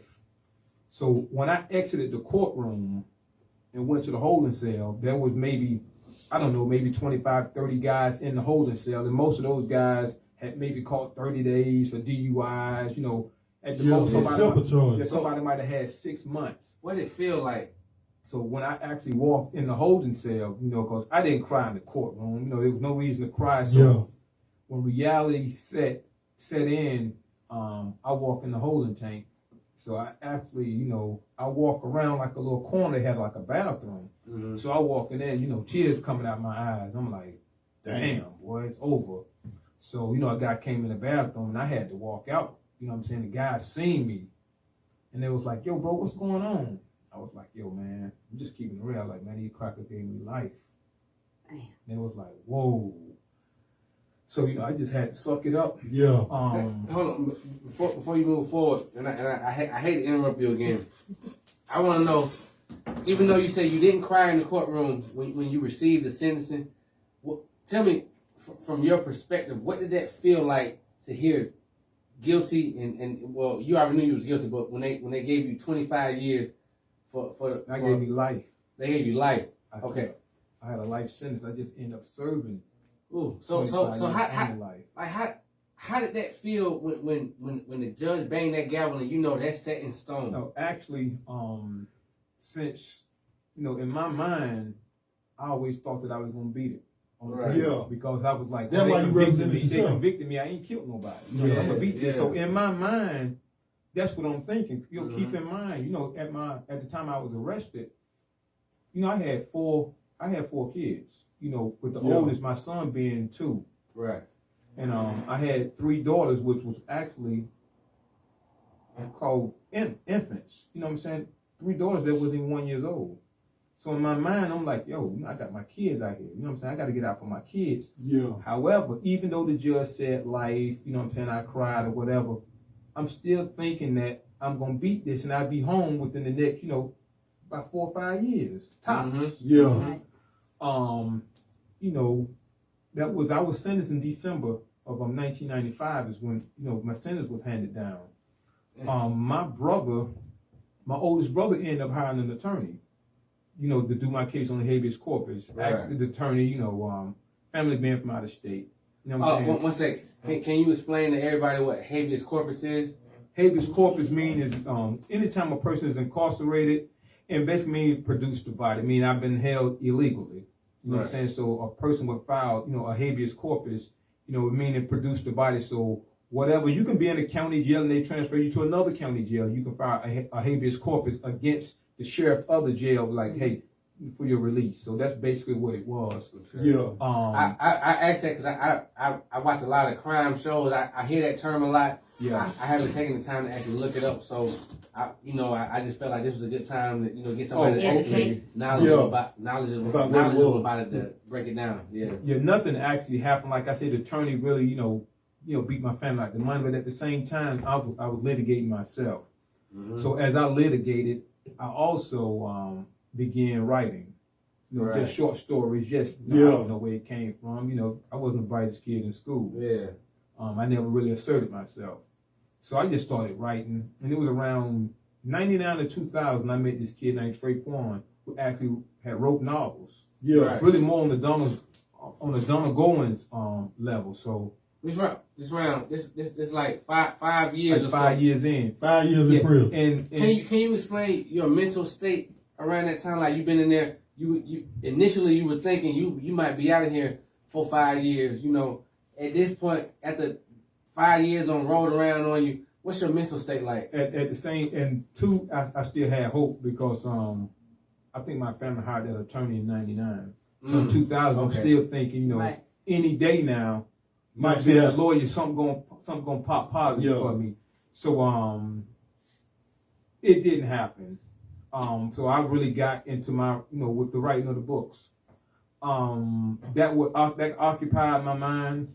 I used to shoot a lot of basketball back in the days too. So between playing basketball, writing books. Also, I still did the litigation. I never gave up on my litigation because I'm like, I'm gonna try to get out. You know, fortunately for me, I was eligible for parole in 2002. That was the first time after I served my first 7 years. Unfortunately, I was denied parole the first time around, and they set me off 8 years. So they said I wouldn't be eligible for parole again until 2010. Damn. Question. I want to ask a question. So your denial from your parole, did it have something to do with the system or the family? Nothing. Nothing. It's just the system. Just set me off. So I'm asking not to get off subject, but I know that I had a family member that was murdered in '96, and the guy murdered him in our home. So when he was murdered, it like even now, like every 2 or 3 years, like, you know, we get letters from the parole board, and I get every time, like I ain't gonna tear up, but every time we get these letters, it's a thought. And it's a pain in my heart being an 8-year-old little girl having to testify in a murder trial. Like, how can you ask me that? So you were there that night? Rest in peace, Seneca Crutchfield. I love you, cousin. But yeah, it was in my mama's house on Lake. Yeah, but the guy Ramondo that killed him, like they still send these letters to my mama, to my Aunt Bird. Like it's like something that, like, we can't never get closure from. You get what I'm saying? Like, but this guy came in the house and murdered him while my mama and my two y'all have to sisters. put the guard, man. Y'all have to put the guard in. Let me ask you this: do you feel like, and I'm sorry to interrupt your interview. Let me ask you this, Ashley. Do you feel like it's possible, like after after so much time, do you think that a person, when I'm not saying that they could take back what they did, but do you think the person that they were at the time when they committed that crime, do you think that a person could change from being who they were at that time? I don't care. I feel like my life could have been different. Right. Like, So that's one of them things. Okay. I understand.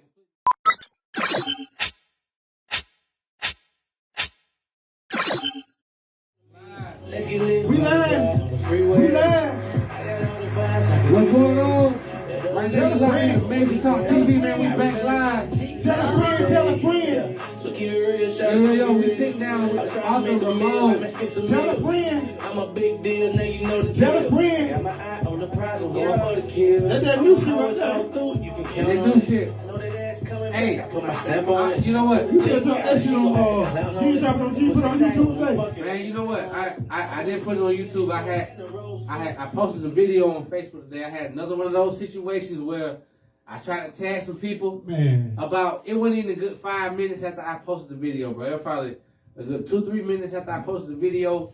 Whatever happened, like always, my video got taken down. My account got locked. I had to answer security questions.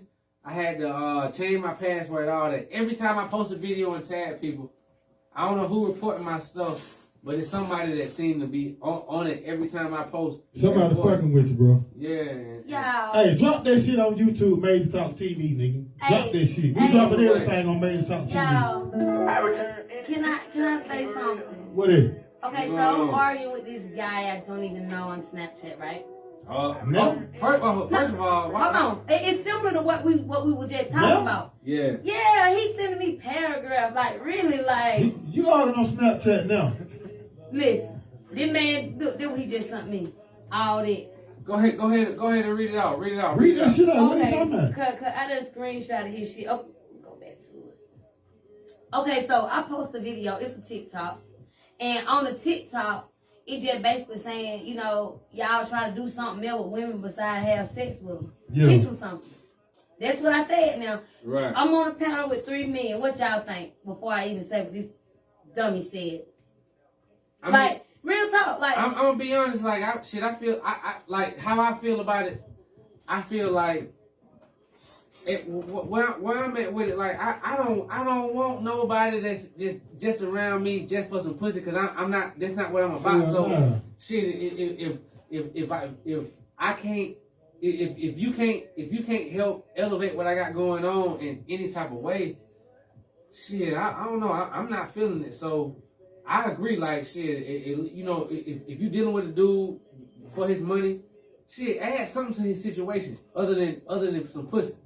Cause shit, he breaking you off, whatever he breaking you off, shit, and I'm not trying to offend you or any other woman I'm out listening. there. No, I want to know. Shit, he breaking you off this amount of money.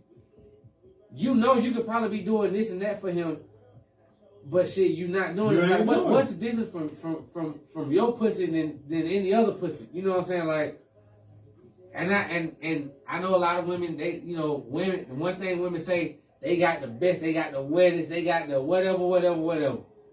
If we really break that shit down, what's the difference from this pussy and this pussy, other than the other qualities that you bring to the table? But no, it ain't even about, okay, first of all I said was that I would play the TikTok, but I ain't got time for that, because we, you know. Yeah. But okay, so then I go look at his story, and I see his dick, I see him fucking. He got it. I'll show y'all. I want to see it's a pussy. It's a pussy. He one of those type of guys. But like, oh look, well look at that. Like that's what he doing. This what he doing. I don't want to see no shit. Okay, like but my thing is this though. You telling me that a woman like me, like, let me say what it said. You know what? Before you even say, I'm gonna break it down to you. This is the guy that's on his Snapchat fucking. Obviously, he probably one of them type of guys. He lead all his interactions with women with money, right? With what he can do. Oh, he said something about that too. Okay, so he said women that talk like pussy. He said women that talk like you are the worst chicks in the world. I said coming from someone that's posting sex. He want a woman. You posting sex. Listen, and I'm saying do something else with a woman besides try to sleep with her. Teach her something. If you teach her something, hey, he's not one of them. He want a woman. He's not one of them. He want a woman that he can throw $40 at her. So then he said you funny is me having sex that I'm posting, and if you knew me, you know that I just got out of a relationship, a committed relationship, got shot, then I was betrayed. I need sexual stimulation to fix my nerve damage. Hey, let's just go for the ignorant judgmental. That works. I said so, and then he deleted one of his snaps. He basically saying he just finished a psychology degree. So I said, so you want her to use reverse psychology though? Dang. What are you talking about? What are you even talking about, sir? Wait. So he had nerve damage that can only be repaired through sex. Right. Let me first say this. I'm not a doctor. What the hell? You know what I'm saying? I haven't been trained in the medical profession, so I can't say for 100% fact that what he's saying is bullshit. But I'm gonna tell you just off of the few things that I know, and I'm a little knowledgeable about a lot of things, and they just don't. He has to have sex for his nerve damage. Let me tell you something. That's one of them guys. He's upset with what you said because he's used to paying women $40, $100 to do what he wants them to do, and so a woman saying that she's not going for that, a guy like that can't even process that type of thing. That's all that is. But all I'm just saying is empower your black women. If you stop treating them like hoes, maybe they'll start acting like hoes. First of all, stop trying to use your money, your degrees, or whatever. Like, bro, miss me with that. Like I said, do something more than try to have sex with. It's on the women to teach these ladies right. how to be women. I want to know. It's on these women to teach these ladies how to be women. I want to get Ramone's take on this. What you think about all this? Man, your thing would be like I said, how I move, man. I go with the negative, positive energy type thing in a relationship, man. Mm-hmm. You talking crazy off the rip. You know what I'm saying? That's who you are. Yeah, I don't try to, weed through. That's who you are. And if it's something just not in my path, just keep moving, man. And that's like every woman I get with, I don't been with, went with. When I first get with them, I show them me. Yeah. This is who I am from the real. You feel me? This is who I am. This what you get right here. This me. It ain't gonna be no change in the end. It's me. That's one of them things like that develops as a young bull. Like when you young, like shit, you trying to get this little piece of action any way you can. As you mature and you start to develop empathy, and empathy is pretty much the ability of being able to feel what somebody else is feeling. You know what I'm saying? Right. Like that's being empathetic when you feel what somebody going through. But as you get older, that empathy develops, and I feel like it gets to a point. Well, I ain't gonna say older, as you mature, because maturity doesn't necessarily have an age. Yeah. As you mature, the empathy develops, and it gets to a point where you don't want to put anybody through this type of bullshit. Like I'm at a point I'm not gonna deal with a woman just trying to fuck, knowing that she wants more, and I'm not trying to do all that. I'm not gonna deal with her like that, knowing that she gonna be feeling like this when I take off and leave the picture. Because her feeling bad is gonna make me feel bad. Yeah, Right. You know what I'm saying? That's empathy. Yeah. Having sympathy is not necessarily feeling what the other person is dealing with. Empathy is when you feel it. Sympathy is when you maybe can relate. You console them through it. Empathy is you actually feel you're feeling what Yeah, they you dealing feel what with. they feeling, Yeah. Yeah, and sympathy, yeah, when you like feeling some type of way about it. yeah, Sympathy is like their feelings. It's Yeah, about their feelings, them. yeah. Empathy is when you share it. Yeah. Right. And I feel like with maturity, empathy develops, and it's just it's hard. Like I feel like shit. It's hard to deal with somebody with those bad intentions, being an empathetic person, because it's like each step of the way you feeling bad as fuck, knowing that you doing them wrong, and knowing their intentions, and all you want to do is just fuck. You just want a piece of tail. I mean, but my thing is, I don't know you. I don't even know why you follow me. I don't know why I follow you. But what I know is, like, you felt the need to tell me about my post. You better go buy If some. nigga wants some pussy, that's all it is. He wants some They pussy. sell it for $40 and $25 all day. I ain't doing that with Major Talk TV over here. What's going on? Hey, Like, follow, man, subscribe. let's go get back to the conversation, man. Yes. Let's go and get back to the Let's jump back into it. Snapchat. Let's jump back into it. Let's go jump back to Ray Raymone, man. So, man, I want to know, and I wanted to ask you this earlier, man. How in the hell did you serve 25 years? And as far as I'm concerned, it's an unjust sentence. Yeah. How the hell you serve 25 years unjustly and come out and be such a humble, mild-mannered individual? Just like coming up, with my mom, just being real about my mom, and also lived in foster care, for some years in my foster family with Jehovah's Witnesses, and strong-minded military, guy, Right. and I learned a lot there. Yeah. I think, had it not been for me going to foster care, I think I probably would have been a person that, indulged in drugs and alcohol. Right. And that right there really got me on the straight and narrow. So what's your spiritual belief like? Like, what kept you grounded for 25 years? That might seem like a weird question. Just basically what kept me grounded on wanting to see my kids grow. My only son, my son passed away January 2010, died in his sleep. So that was probably the hardest thing I had to deal with. He was 16. What happened? Enlarged heart. So it's probably the toughest thing that I actually had to deal with, during my incarceration. So just being able to having to live with it, being in prison and just dealing with that is really tough, man. I practically laid in the bed for 3 days in prison. You can't do that because they have inspections. You have to get up, but the officers gave me a pass. I want to know this. At the time when that incident happened with the passing of your son, how long had you been incarcerated at that time? 15 years. 15 years. 15 years. So when you went away, he was an infant. He was two. He was So two. when he was 2 years old. So when he passed, I had actually been incarcerated 14 and a half years because I left the streets June 1995. He passed January 2010. I can't. That's one of them things I can't even imagine.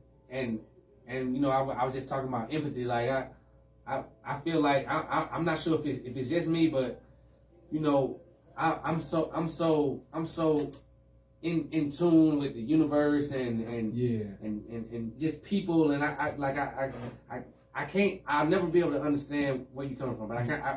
Hey, back to what she said, like religious. You know what I'm saying? I'm not a religious dude. You know what I'm saying? I just deal with really on the spiritual level, but I just like negative and positive energy. Yeah, if exactly. you because like, I've seen people in prison, whether it was Muslims, Christians, or whatever, and some people some bullshit, bullshit, Yeah. is bullshit. Mhm. You know what I'm Bullshit, saying? bullshit. So I don't look at people, judge you by your. I really judge you by your character, how you move. Right. So with me, it was I know right from wrong, and I know what doing good deeds are. So that's how I move, man. And just like I said, I stayed positive. I was never the type of guy in prison sitting down, praying that the doors or something open. Right. Doors ain't gonna open like that. You're gonna have Right. to open them, or you're gonna have. This is how it is with me. I just wasn't the type of guy that you've seen in the corner every day, begging God, Yeah. Jesus, whatever, you'll open these doors for me. Yeah.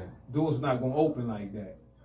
You know what I'm saying? So things that I couldn't control when I was eligible for parole, like I told you, I was denied in 2002 for 8 years. Right. When I came back up, now right after that, I had my family sign, do a petition, and I sent it to the parole board. 2010 when I came up, also I had, family and friends to do the petition for me. So as long as I did everything I could, I always had a good institution to file.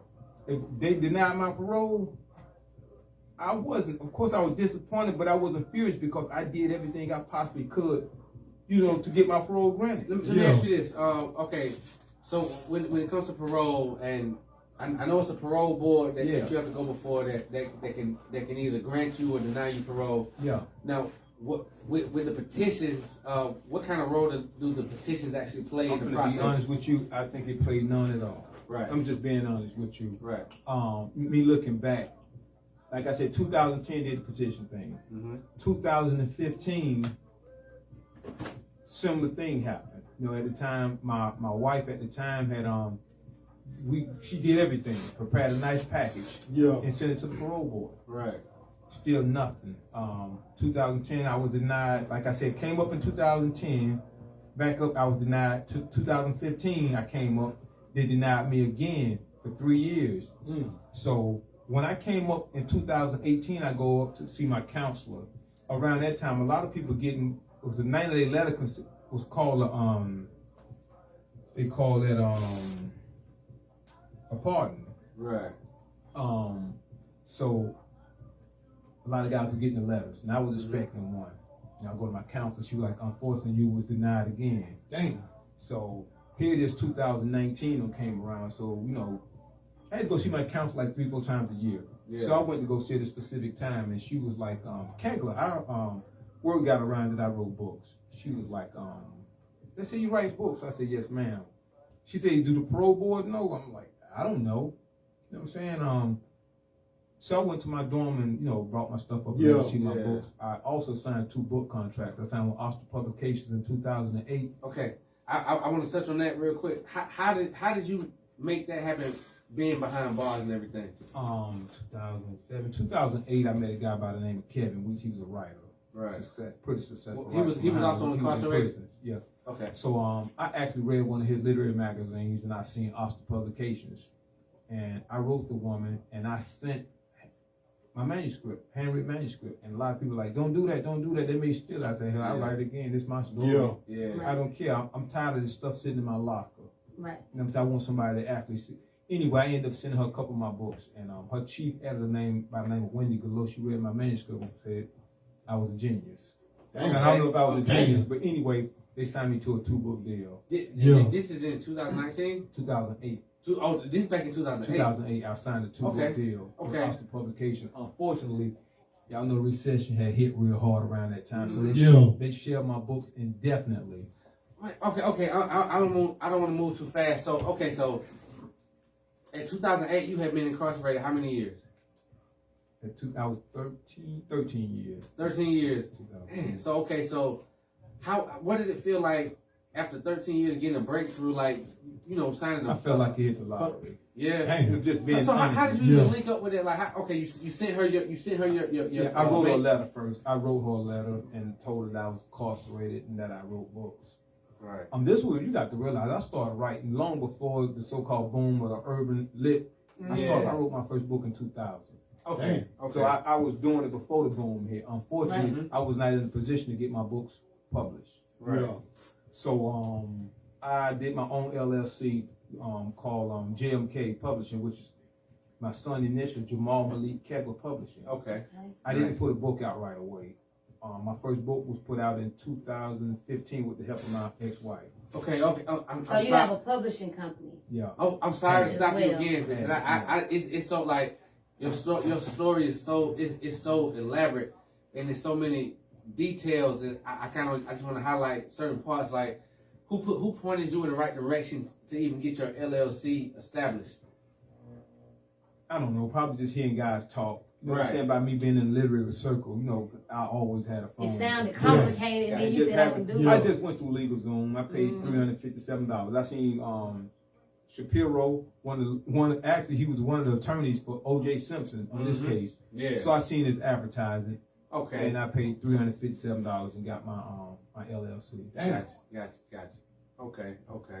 That's wrong. Okay, so I want to fast forward a little bit. So because you did your first book deal in 2008, you dealt with the recession, and your book got shelved. Yeah. How discouraging was that? I wasn't discouraged at all, man. You just kept running. One was like publisher. She told me, she said, well, you can wait it out, or you know what I'm saying, and you can walk. Not in a negative way, but I was like, I'm gone. Yeah. She basically told you she wasn't gonna hold you up. Yeah. So, you know, with me, she sent my manuscript back to me. It was really no problem, no hard feelings, man. Because I already know what I could actually do on my own. Yeah. Did it seem weird, like from being incarcerated? Did it seem like she was kind of like giving you some BS? Nah. Telling you what was going? Nah. Okay. Because, you know, one thing about the news, even in my so-called thuggery days on the streets, anybody that know me always bought a newspaper. Yeah. Okay. Always watch the news. I'm going to watch the news. I'm going to read the newspaper. That's something I've been doing. Yeah. You know what I'm saying? So I was always up on current events of what's happening. what's going You know what I'm saying? With me, so I knew everything was crashing out here. Yeah. You know what I'm saying? So I was well aware of that. I was disappointed when she said that, you know, my book would be shelved, because I was looking forward to actually, you know, getting my book. Yeah. But hey man, it's like, it is what it is. Things that I can't control, I don't worry about. That's why I don't stress over nothing. So we're dealing with the recession around 2008. You find out this book deal you just signed, you know, things change. Your book is gonna be shelved indefinitely. Yeah. You know, you decide to walk away. What happens next? So, you know, keep in mind, I only have 2 years before I'm eligible for parole again, 2010. Right. So what I'm trying to do now is prepare myself for what happened in 2010. Yeah. Because I figured, hey, 15 years, they may let me go. I don't know. So now I got something to look forward to. See, they give you hope. Regardless of whatever your prison sentence is, as long as you have an eligible parole date, that doesn't mean you're going to make it, but you know they're going to look at you again. Listen, let me tell you something, man. It's so crazy. Like, I've never had to do a long stint like that, being incarcerated. But I can tell you, I've been incarcerated a few times, and the worst time that I've experienced is being in the county jail, not knowing when your court date is, not really knowing what's gonna happen. Like when you don't know what the end date is. It's a lot easier after you don't been sentenced, you got your time, and now you at least got a date. You know what to look forward to. Because when you don't have no time, you just in here it's that like what's going on. Not to cut you off, I like to back up a minute. When I was in the Cobb County Jail, I did 6 months of it.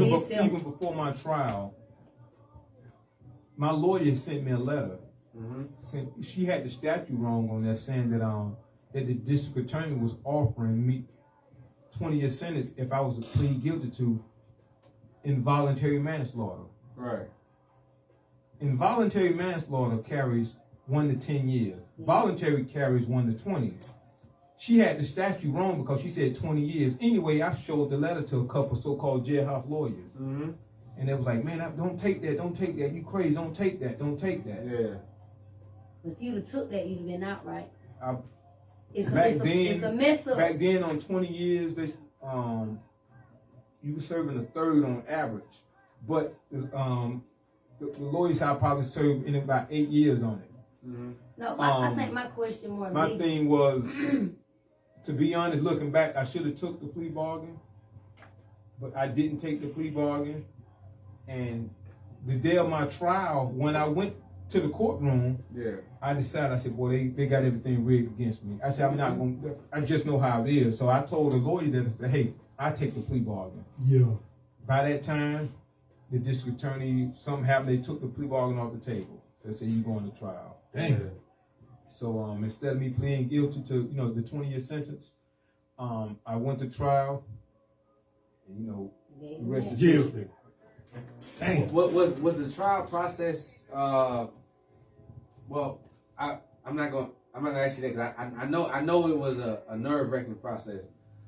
But sometimes we look at these trials on TV. We get to see the process from opening statements through in different witness interrogation and witness testimony, and closing remarks. Was the trial process jarring for you, or did you feel comfortable, or did you just accept it can go this way or that way throughout? No, even as I represented myself, I thought I was going to win. Right. The only problem I had by me not being an attorney, not knowing the law, Yeah. is subpoenas. So the I wasn't able to subpoena witnesses. Had I did it properly, subpoenaed crime scene unit man, medical examiner, and be able to question them about the reports, I think I probably could have. Now I wouldn't have been able to walk out the courtroom because I had charges in other states. Yeah. Right. But I would have beat the charge. So you wish you would have had a lawyer like representing for the judge. Let me ask you this: when it comes to that, and being able to subpoena witnesses and things like that, does it take you being certified by the bar? Or But to subpoena, no. Like I went about it wrong. You just send you can just send it. You can send your subpoenas out. Also, before you even subpoena anybody, you have to send a list to the district attorney's office of your witnesses, so they'll have them just in case they want to, whatever they want to do. Rather they go get somebody, a character witness against your character, against one of your witnesses. They have to be notified. But like my case was kind of unique because they got a book called OCGA, it's a code book in Georgia, and issuance of subpoenas, you'll see my name, Raymone Kegler, because something went wrong. You know what I'm saying? I don't know if it was my fault, but of course, like I said, I didn't know the law. But had I been able to get my witnesses, because there was an eyewitness that you would have beat it. Seen what happened and seen that I didn't shoot nobody, so that enough. So because of your case, it's been some laws written to make it to make it easier to get witnesses there, or to make it with me basically I was trying to get the courtroom. Yeah. To get my witnesses. Right. Now, one of my co-defendants, I needed him to testify for me. Mm-hmm. And he would have testified. But the district attorney sent his lawyer to the jail and told him that if he was to come to the court and testify to his statement, that the district attorney would withdraw his plea bargain and give him a life sentence. So let me is that illegal? Damn. I don't know. It is. That's illegal. That's what happened. I needed his testimony. The jury had went into deliberation and they came back out. How long they deliberated? Maybe an hour. Yeah. Damn. So let me ask you this: even though you're free and you still got a little bit of parole time or whatever, do you see yourself filing for a pardon now? I know you did the time. Oh yeah, is that in motion? Oh yeah, I have to do what I heard, like a minimum of 4 years. But the way my parole officer talked, it may be soon. Yeah, I agree. For me, just listening to everything, it's too many glitches. Here's one thing I like people to see though. A lot of times you go through life, stuff happen, man. Some stuff be tragic, and people like, I'm not gonna forgive this person. You know what I'm saying? But after what I've experienced, apparently the family, I'm not sure. I don't know the side of the family, but somebody had to forgive me, man, and I'm glad that they did. Yeah. Because I wanted a second chance in life. A lot of times we all do things. Some people never get caught. But I'm glad that somebody was able to just give me a chance, man. Right. I'm not a monster. I made some poor judgments, some poor choices. But at the end of the day, I ain't no bad dude. Yeah. You know what I'm saying? Like right now, being able to try to do it all over again, just pick up and start moving forward again in life, man, everything is good, man. Like I say, I don't worry about nothing. Exactly. I stress about absolutely nothing. Exactly. I keep toxic things away from me. Got to. back to with my counselor. Let me go back to my counselor with my parole thing. When I take her my contracts and my books, she was like, I'm gonna talk to Miss Etheridge. She's a parole. But this is around 2015, right? This is 2019. 2019. It's early 2019. Okay. Remember, I did the 8-year set off, the 5-year set off, the 3-year set off. Now I'm still going through that 1 year, just halfway through that 1 year set off. Okay. So she was like, I'm gonna get Miss Etheridge down here to talk to you. And like, yeah, right. Yeah. A month and a half later, Miss Etheridge is at the prison talking to me. So I showed her my books. I showed her my 2-book contract. She was like, wow, she was impressed. Not 20-something years, I only had like 6 disciplinary reports. Mm-hmm. All my disciplinary reports revolved around money. There's a cell phone, there's some cash money, and something gambling. No stabbings, nothing violent. Revolves around the hustle. So she was like, I'm impressed. She was like, I'm gonna get you out of here. When she said that, I'm like, yeah, right. You know what I'm saying? That's myself. You know what I'm saying? 2019. I'm just keeping it real. 2019 after how many years? That was 24 years. 24 years. Yeah, right. So when she's saying that, I'm saying, yeah, right. I transferred from the prison that I was at. Damn. I put in the transfer. I said, I'm gonna get the hell away from it. That's how I was. You know, the prison was not a home for me, so I'm bouncing from camp to camp, making the time go by faster. So the new institution I get to, June roll around. So I'm like, man, let me go check because I'm up for parole. Yeah. I go to the counselor. She pulled me up, and it still said I was eligible June 2019. Yeah. Nothing changed. So she was like, come back next week. No, she was like, come back tomorrow. Yeah. I came back the following week. I said, ma'am, could you check for me? She pulled up. She said, well, your date is gone. Said the 2019 is gone. I said, I ain't put another date in there. She was like, nah. I was like, damn. So when I left out, I go tell I was in a dormitory, so my bunkmate, I'm like, yo, dude. I said, man, I go check, man. They took the date out. He like, you going home. I said, what? He said, dude, if they took your reconsideration date out, he said, reconsider is to deny your parole. He said, so that was another date in there. That means you would have been denied parole. I was like, for real? You got happy you did like that? So I bet you did like that, didn't you? So that got me thinking. I'm like, yeah. he's gonna let me go. So you know, I sold cigarettes. You know, I'm a hustler, man. Yeah. So I'm in there doing my little thing with the tobacco. But just him telling me that made me feel kind of good. But there was no assurance yet. So 2 weeks passed. So I had one of the inmates to call the parole board. Yeah. Unlike he was my brother, something checked the status of my parole. So when he actually called, they told him that a decision hasn't been rendered yet. Now, that same day, mail called, I get a letter from the parole board. Right. The letter was saying that it granted me 90-day clemency.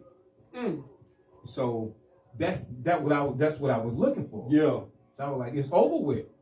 So what exactly is 90-day clemency? 90-day clemency is like, they got my case up.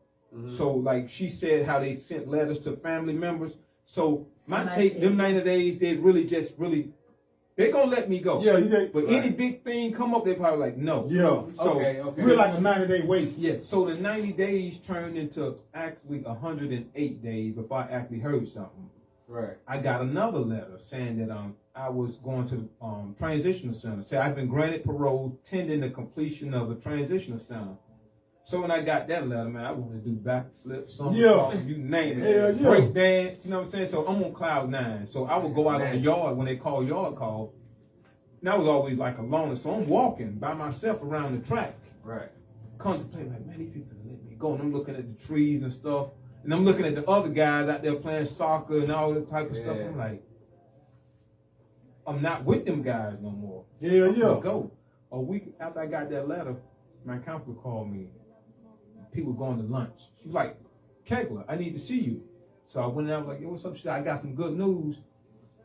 She said, you going to a TC tonight? What TC is? Transitional center. Yeah, transitional center. So I was like, which one? She was like, Clayton. I'm like, all right, so you know I had my books. I went and gave her an autographed book. Hey man, that night, I don't even think Wait, so you actually got copies of your book? Yeah. I don't have any on me now, but yeah, I had copies. So when the the author Raymone, they can actually Google my name and my book's gonna come up. Yeah. So when did you actually? When were you able to actually get physical copies of your book? I published it, sent them to me. You get books in prison. Oh, okay. So, damn. So the publishing folks sent you the book. Yeah, you know, the first book, The first, you know what I'm yeah. saying, my wife and I actually, you know what I'm saying, did the publishing. So, you know, she sent me the books. Yeah. The second time, Life After Death Publications out there in Iowa, you know, whatever I wanted, you know, they sent it to me. Yeah. So what was it like being at the prison camp that you were at, being a published author that actually has books on hand? It's crazy, man, because guys from camp, from all over, you know, guys got my books. Yeah. So I remember just being on the yard one day and a Mexican guy was like, hey, you write books? I said, yeah. You got your picture in the book anywhere? Okay. Yeah. Back. So just that right there, and I, you know, officers looking at me different, you know what I'm saying, they pointed, yo, that's the dude write the book. Yeah. So a lot of time when officers came on, you know what I'm saying, you know, they would like come get me and I, you know, give them books to read and stuff. So it was really cool, even in a system that's gang infested now. Like, I'm a cool dude, you know what I'm saying? I had my run-ins periodically, but at the end of the day, I was a cool dude. You know what I'm saying? So just the respect was there. So, like, I just want to know what the level of comfortability that you were experiencing, because I know, let me see. I was locked up, and they sent me, I was in a prison work camp, so it was kind of like, it's an open dorm, and you know what I'm saying, we get to go out on the yard and everything. Some of the guys that got jobs, they actually leave to go work elsewhere, and you know how like a you was at a camp. I was never at a place like like a work camp. So after a certain period of time of being there, I can honestly say, I don't know if it's being institutionalized or whatever it was, but I was comfortable being there to the point where when they told me to pack it up, I felt bad. I was leaving the guys, like, you know what I'm saying? So after being in there so long and you know, building bonds with people, I'm sure you had relationships that you made in there. What did it feel like when you finally feel like you about to be up out of here and you got some guys, you know, they not leaving? How did that feel? To be honest with you, man, the place that I actually left from, there was a guy named Cornbread. Yeah. We was cool. He from Rome. Yeah. He was up for parole too. He and I both transferred the same night. We went to the same camp. Oh, man, that's crazy. So, you know, that was like my roommate, the one that I told you that I shared my information with. Y'all transferred. He had just got denied parole, so I'm feeling sorry for him. Like, damn, bro. But here's the deal, man. It's tough. You still got to do your time, man. I don't do it, man. Yeah. You know what though? I used to think like I could never go to jail until the day I got in some trouble, made bad decisions early, on felony probation, and I get in a situation where I got the cab looking for me. Walton County got me, but the cab, I'm gonna tell y'all something. I was like that too. They don't, but the cab, they worse than Monroe, but they don't mess with Monroe. Yeah. Like, they wouldn't even put a hold on me. They let me get out and then put a warrant on me. And that when I thought it was over with. And then when I got up there, I'm like, man, I'm seeing these inmates fight police, the crazy shit. I'm like, this ain't like. Man, luckily when I was in the county, right, I ain't got locked on. When I got a bond for the cab, I thought I would get shipped to goddamn Rockdale, because I knew I had one of them there for a DUI. Oh, they gonna fuck around. Shit, man, my homeboy girlfriend worked in the jailhouse. Man, she dropped all my shit. She got all my shit wiped out. I ain't had to go to jail. You know what? The cab, they something else though, but they put me back into front of the same judge. I shout out to the cab, even though it didn't work jail. But my judge that I had, first of all, the defendant I had, I stood up. I told him, I said, I do not like her. She ain't saying what I'm like, sir. I don't want to be rude, but she's not saying what I'm telling her to say. Yeah. She's telling it as if y'all want me to go to the detention center. Yeah, I know I'm on the first offender. I know all this stuff, but she don't work for me. Right. Yeah, I told the judge right in front of her. I hate I got a public defender while I'm on probation. Cause I'm telling my sister them the fight came to my sister them house and asked them if they want to press charge. They're like, nah, that wrote statement like they ain't gonna press no charge. Everybody wrote statement like they ain't gonna press no charge. But by me having that public defender fucked me up. They work for you. Let me tell y'all something. Them about motherfuckers work for hold them. on. No. You gotta know your listen. If they don't say what, you can fire a public defender. Oh yeah, you can fire them. If you don't say what I tell you to say, I'm tell the judge on your ass. That's how I did. The judge, he said, okay, well, I'll let you speak for yourself. And he said, why should I let you keep your first defender? I said, because I realized that what I'm doing today, I ain't gonna be doing it no more. I don't want to go to jail. I don't want to get in trouble. I let them know about my son. I let them know how I got a passion for law and how I understand it ain't nobody else's fault I'm in trouble, but it was my choice to be around certain stuff. Like, I understand. I know it's a goal. And he said, I tell you what, I reinstate your first offender. Even to this day, I fought Walton County. They denied my gun license 3 times. Every time they denied it and sent me that letter, I went and sat in the courtroom. I called them. I set up a court date. I'm not no convicted felon. Yeah. My judge, I went back to the cab and met with the judge, the clerk of court, and I told him, I said, sir, I ain't been in trouble in 8 years. When I left your courtroom, I ain't got in no more trouble. And they using it against me. He said, well, I signed off on it. He said, well, I tell you what, you take this disposition. He gave me my paperwork and my co-defendant paperwork. So you got, like, the first felony, you got to go get if you violate it, though, they can re-sentence you and everything. Like, he could have gave me that whole I paid first felony when I got caught with a sawed-off a while back. Like, when I was young, I got caught with a sawed-off. Yeah. They gave me 2 felonies in one, you know what I'm saying? I was going to go knock some niggas off, but thank God the police pulled up. Hell yeah, I'm glad the police pulled up. Yeah, but they did. But I ain't never been there another like to make sure that all my paperwork. And like he said, he had a roommate that was everybody going through something. Everybody trying to get home. But like, I ain't really had nobody I can tell. Even when I went to court and they told me I was getting out. Yeah. When I went back in there, I act like everything was normal. Like I would write my granddad. Yeah, my granddad was in prison. So I would write my granddad the whole time because you can write jail to jail at the cab. So the whole time my granddad, he encouraging me. He doing 12 years. He's saying, baby, look, don't talk too much. Going there. I told him, he said, tell him to put you in isolation. Yeah, because them motherfuckers you know, you don't need no money from nobody. You got everything you need. Just go in ISO. So that's what I did. I did what my grandfather told me to do. He said, don't tell them when you go home. They kept saying, oh, they gonna give you the whole 5 years. Them bitches didn't want me to go home. I went back in there like 6 o'clock roll around, them tray coming. They say, Crutchfield, pack it up. Now, look, let me say this right here from the other end of the spectrum. I had a situation where I had a public defender that actually, she helped me out. Like, this was in Gwinnett County Jail. And anybody that been locked up in Gwinnett County, you know they sell cigarettes. You can actually buy cigarettes on your commissary. Yeah. And shit, I was a black and mild smoker. So shit, I get up in there, they tell me about the cigarettes. I'm like, okay, cool, I can still hit some tobacco. So I started getting cigarettes on my books. I eventually find out about my court date, and it was one of the cats. He was a barber in the dorm, and shit. I paid him like 2 cigarettes. He gave me a lineup, shaved my beard up and everything. That got me ready for court. So I'm in there. I know how to speak. You know, I can speak very well. So I'm talking to the public defender, and she's like, "You just don't seem like the type of person that should be in trouble. Like, you look neat and you speak so well. And I know you educated." And she fought for me. Like when we actually went before the judge, she was like, yo, because they was trying to give me 6 months at that time. And she was like, Your Honor, this is a good guy. He don't have any priors. He just got traffic violations. He has a job, and he tried to do things in the community. Like she actually stood up there and she was fighting for me. You know what I'm saying? And everything that I heard about a public defender prior to that had me feeling like, man, they work for the state. They don't care. They go, whatever. And so I'm sitting there.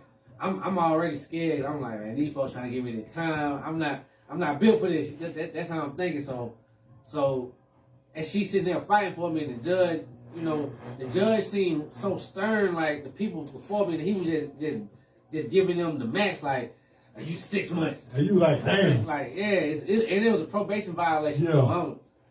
So like I said, I'm in there. I'm talking like, ma'am, I never got into any kind of trouble. Like, I don't know how this happened. I'm giving her the face and talk all that, like, man, I don't know. Like, I really like this not characteristic of me. I just want to work. I want to provide for my family. So I'm kicking it like that, looking real sad.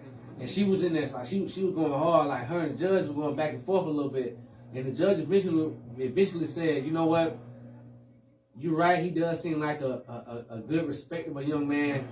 We're gonna give him 60 days plus time served. I was out of there in like 15 days. Oh, but I think my judge knew me. I wrote him 15 letters. See, I ain't Like, I would write him though. No, because listen, y'all not finna give me no 5 years. Like, that's what I'm thinking. Like, I'm writing the district attorney, I'm writing the judge. Like, my grandfather put me on game about all that. Gave me 3 years And he probation. told me, write their name down in your Bible and pray over them folk, man. Pray 3 years probation. pray to God. I'm telling you. I got a year left. Hey, it's crazy that, you know what I'm saying, y'all elaborating on, I've never been in a position where, like, I always been like the heavy hitter crime type dude. Yeah. Every time Right. I got hit with something, I was slapped down. You know what I'm Yeah. saying? No, I was never like the guy, well, you going here, or you're a trustee, or you getting a few months. You know what I'm saying? It was like, Years. I used to envy dudes in jail like that, the little runaround guys. Yeah. He got 30 days. You know, I'm sitting there like, man, I wish I was this. Yeah. And then they keep Yeah. coming back. You keep seeing them. Like, bro, bro, you want to trade? Look. Every time I made sure I'm going here, I'm whatever y'all need me to do, y'all need me to mop, sweep up. I'm in the orange jumpsuit, like I never did want to be a trustee. Hell Shit, no. Oh, I ain't doing that. I ain't even get out of that for I'm count. in my Gone. room. I'm in my room. Put me Yeah, in the lock my work door. I room. ain't even And get out then, for count. look, I hated everybody wanted to come in my room. No, I'm not finna talk. Boy. Nah, hell no. Hey, This ain't the type of You room. know, in prison we call trustee runarounds. Called the runaround man. Yeah. You know what I'm saying? Because you get out your cell and, you know, Yeah. so it ain't. But sometimes you gotta sneak shit back that person, But see, I was on some shit like I'm more so an introvert. So before I had got a job, I'm in my cell reading books. All I did was read. Like I read so much and so fast. I read like 4 novels in a week, like big thick books in a week. And it was like every week for shit at least about 8 weeks. Like I'm just reading.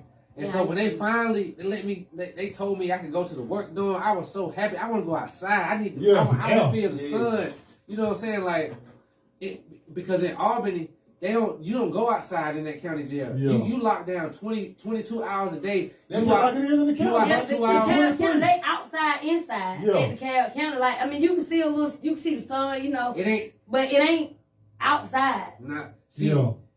in Daugherty County, Albany, you don't see no sunlight other than that little fucked up window in your cell. You can't see out there. Yeah. It's one of them mosaic glasses where you can see light, but you can't make out anything on the other side.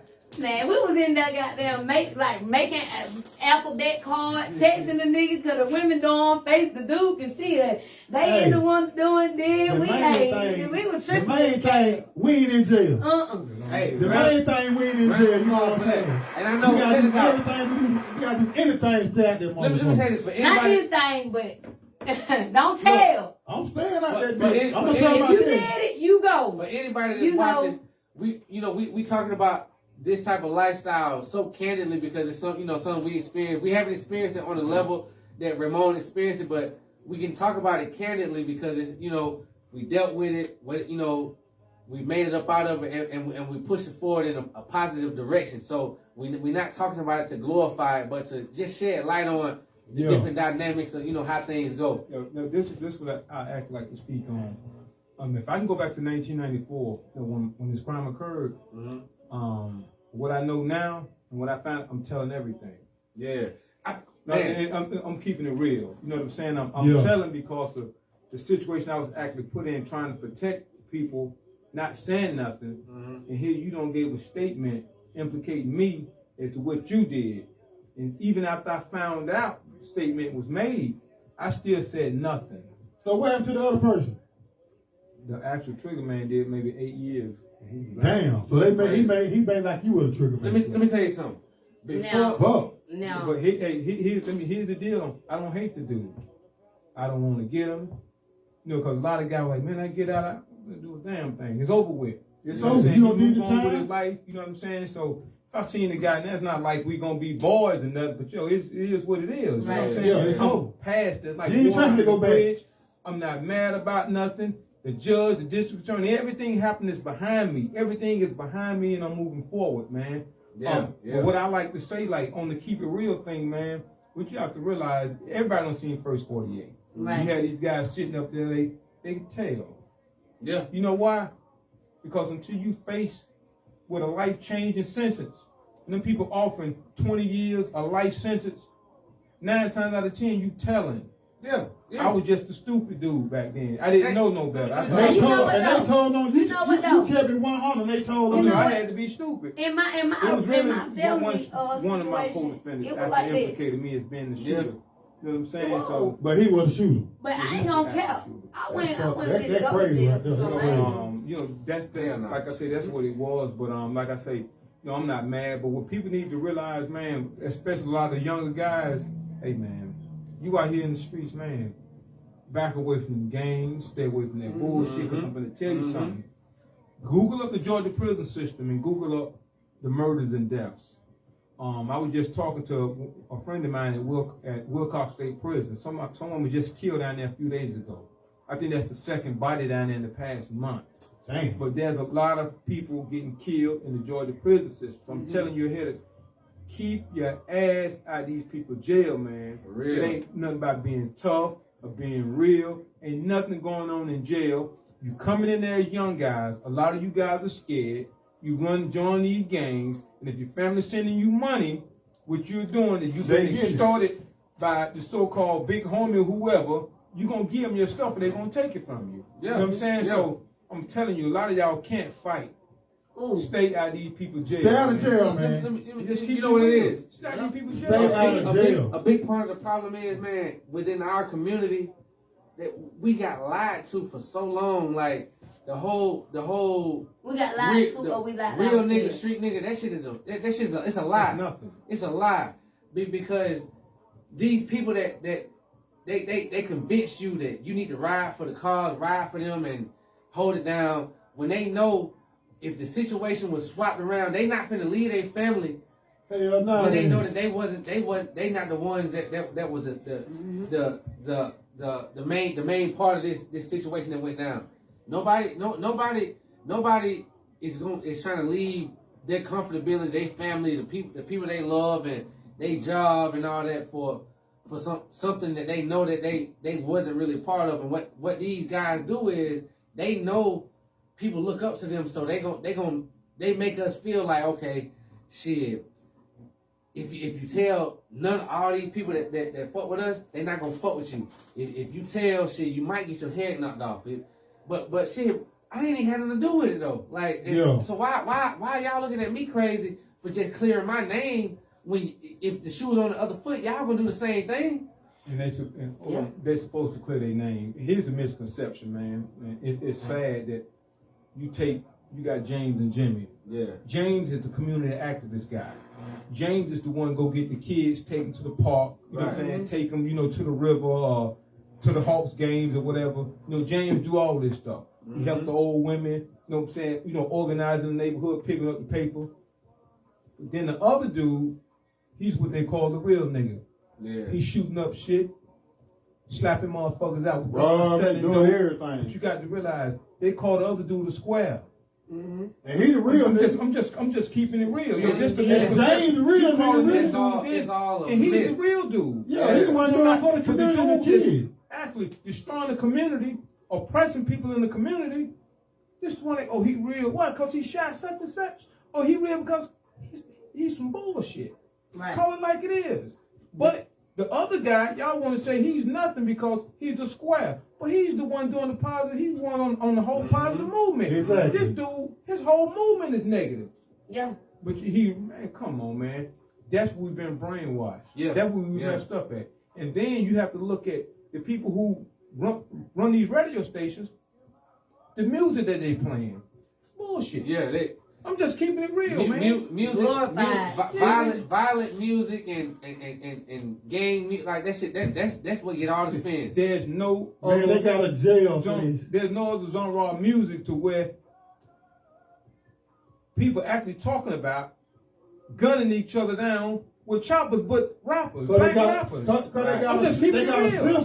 They got a system for this. And it make the industry much more That's dangerous. all we talking about. Man, they got some white folks that came together and don't sign some shit. Well, make sure these rappers got them rapping about killing and guns to keep us straight. Every drug before I saw it, all the new drugs, like Molly, I heard about Molly in the song before I saw it.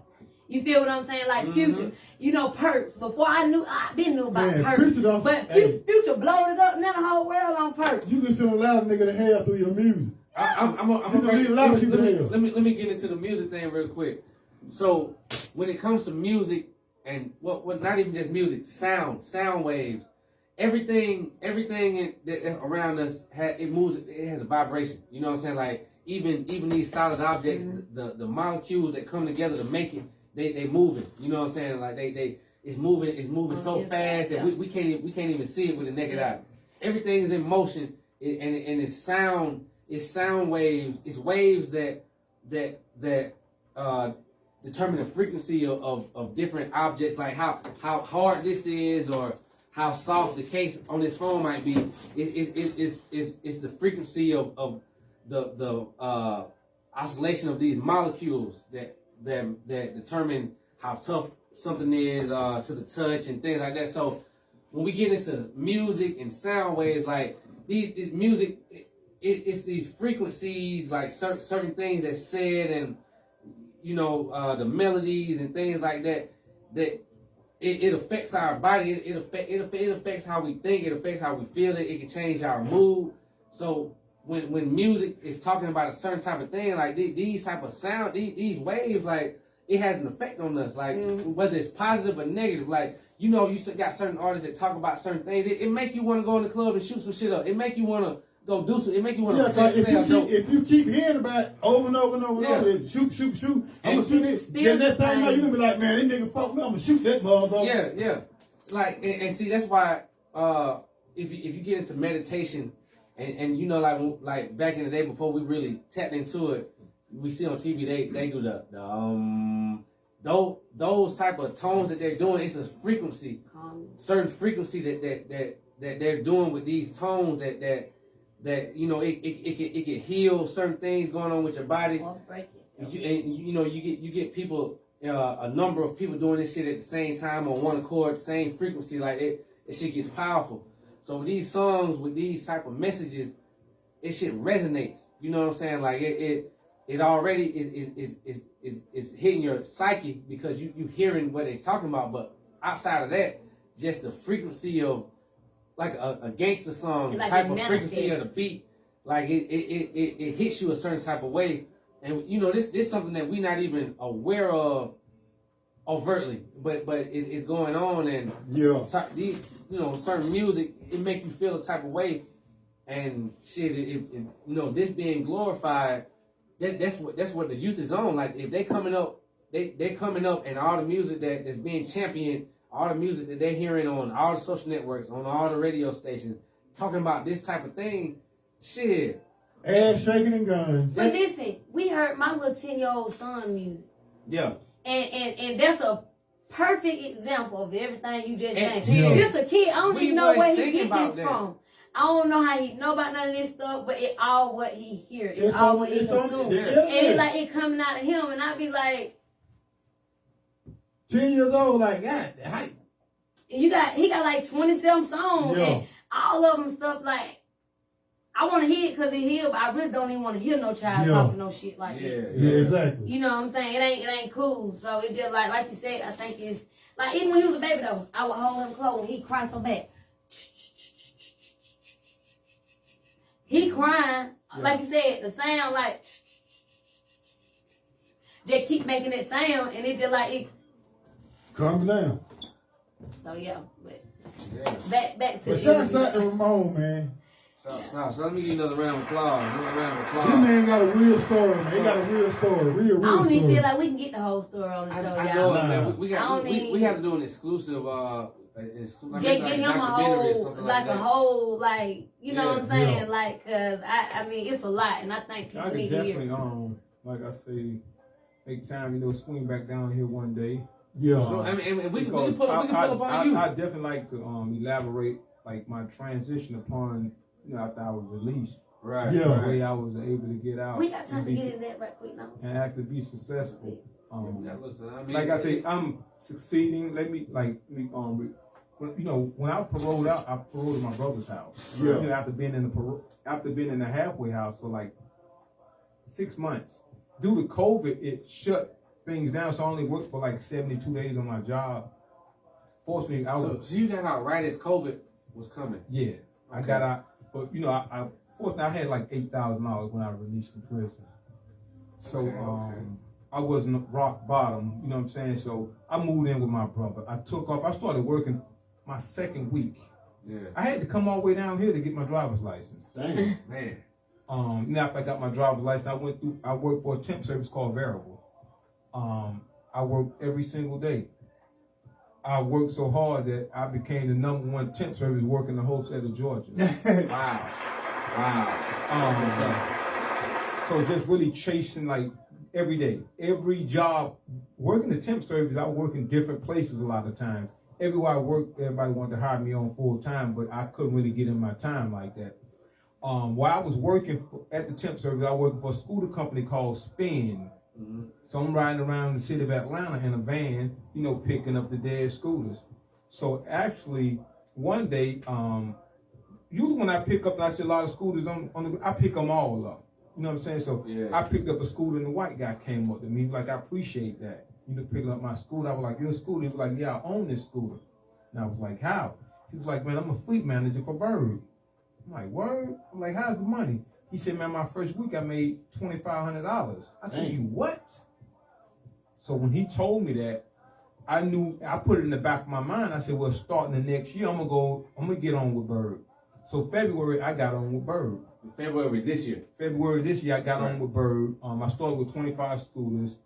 A week later, not less than a week later, my fleet was 50. Dang. So okay. How the heck? First, how did you get started with Bird? Actually, I went on and actually submitted my information through a little website. Okay. With Bird, and they gave me, as a matter of fact, I called a lady named Kate, a number that was given to me by another guy that worked for Bird. So when I told them that I had worked for another scooter company and that I had all the knowledge of how to manage a fleet, yeah, they put me on. I signed my contracts and everything. So I started off in Brookhaven, which was very slow. Yeah. I think the most money I made in 1 week in Brookhaven was $900. I was like, I got to get out of here. It's 2020. Yeah. So I packed up my whole fleet of scooters. Keep in mind, I had to go buy a truck. At this time, how much money did you have to put up? Not now, dime. Now, okay. So you got a fleet. They entrusted you with a fleet. Yeah. But you didn't have to put up any money. I didn't have to. But what you have to do, I had to invest in a place to store my scooters. Oh, charge. So I paid $590 a month for my storage unit that I actually had power in. I went and bought a truck, paid like $4,200 for an F-150. I also went and bought a generator that I could charge my scooters. So I had to buy chargers. I had to invest my money in that stuff. They gave me the scooters, like fronted me the scooters. Right. So like I said, I wasn't making a lot, and I was still splitting my time with Lyft. I would still go out and drive Lyft and make $2,000 a week. Then, getting scooter money on the side. So I hired somebody while I was making the small money. So one day I was like, bump that, I'm taking my whole fleet to Atlanta. I moved my whole fleet to Atlanta. My first week with, I think I made like $2,300 with my fleet. But actually I had, wasn't my whole fleet. I moved like 20-something scooters there. So I was like, bump that. I moved my whole fleet there. Now keep in mind, this time I got like 15 damaged scooters. Mm-hmm. That's not even working.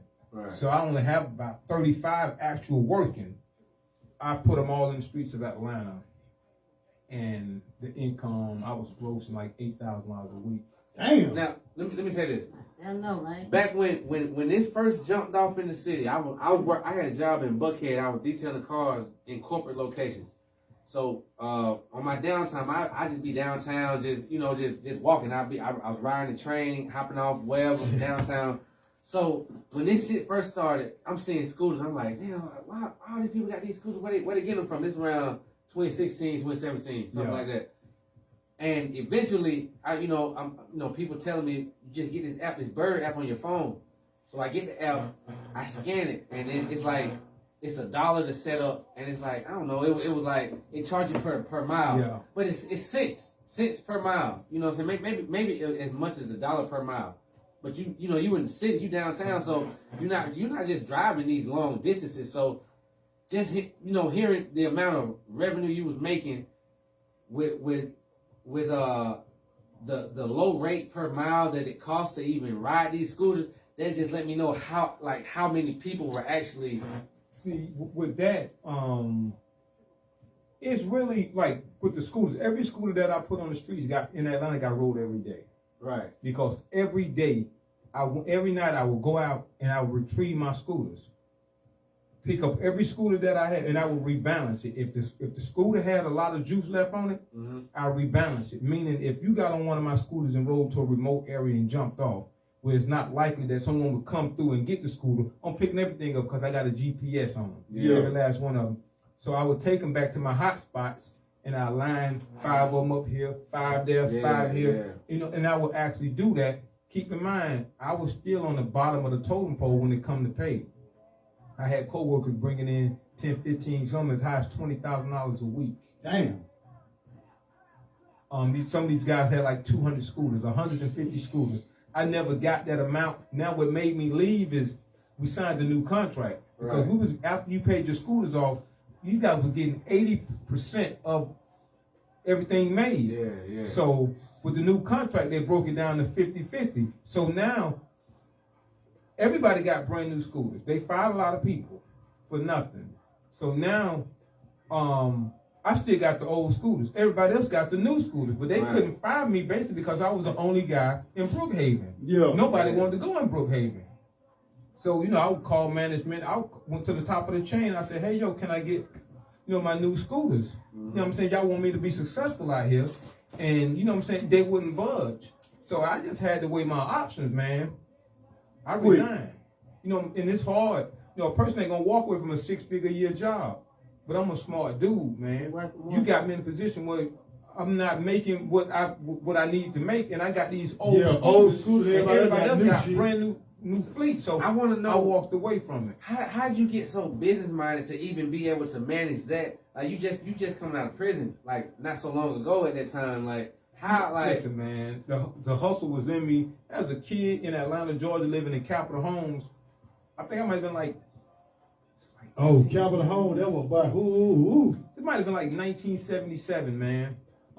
School might have started. Anyway, I ain't have no money. Yeah. And I was like, I already had a plan in my mind. So the next day, Saturday morning, I went and picked me some pecans. Yeah. And I went into the store and stole the little brown paper bags and put the pecans in it and rolled them up and stood in front of the store to sell them. Yeah. Nobody told me that. I was 7, I believe. Nobody told me to do that. But I didn't have no money. You learned to sell how to hustle. You learned to sell how to hustle. That's what's up. So I got to make this happen. So with me actually coming home, I was like, just give me a second chance. So me coming home, man, like it's easy. It's not hard. Some people say it's hard. It's not hard to me. Yeah. Not you at all. already was a hustler. Probably because my work ethic is so strong, but it's easy. I don't have no vices. You know what I'm saying? I'm not sidetracked by the club. Yeah. I'm not alcohol, and I'm not finna. If I'm actually involved in the relationship, she's gonna have to be on the same page as me. Yeah. You know what I'm saying? No and you know what I'm saying? We got to be on, doing the same thing. I'm not messing with the why you ain't come home. What I don't all this shit. I don't I'm out here getting this money. I don't have time. I don't have time for that kind of stuff. You better be saying, goddamn, why you ain't out there getting now. Together we can get this money. Don't bother me with nonsense. Yeah. Right. Don't call me 2 or 3 times. Don't keep bothering me. Yeah. You don't like distractions. Yeah, don't keep hell bothering me. me. Like I just, I get that. Yeah, don't do that, man.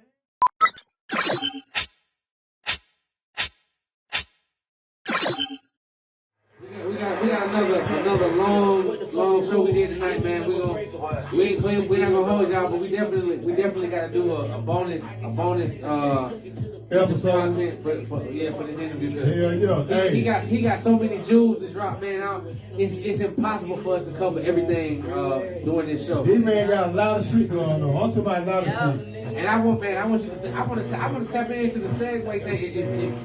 definitely, I'll put you on, bro. Yeah, Oh, man. yeah. Oh, he around for a reason. He came around. He came for a reason. Yeah. Yeah, if it's anything, you And he's in the right hey, direction. you going out with that, I'm a right? movie man. Yeah. I'm the movie man. Yeah, I'm the movie I man. know. Yeah. Oh, yeah. We definitely got to get some. That was one of the avenues that I would like to tap into. Exactly. And outside of just doing the movies, like if you need advertisement for your business, Yeah. you need a commercial, anything like that, We man, do all this shit. we got the cameras, we got the lighting, all that. You know what I'm saying? So if you need anything like that done, man, let us know. As a matter of fact, I'm finna get all my books. You know what I'm saying? I'm finna get my books, and I like to come and do something. You know, and go like advertising. Exactly. I get We my stuff. supposed to be doing book signing over check this there. out. We do these.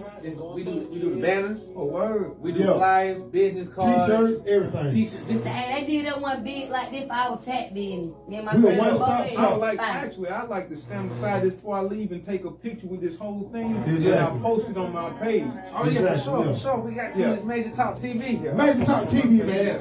Right here in Town. Well, everything is what? Major! Yes, sir. I want to thank Ramone for coming, man. This man got a lot of shit going on, man.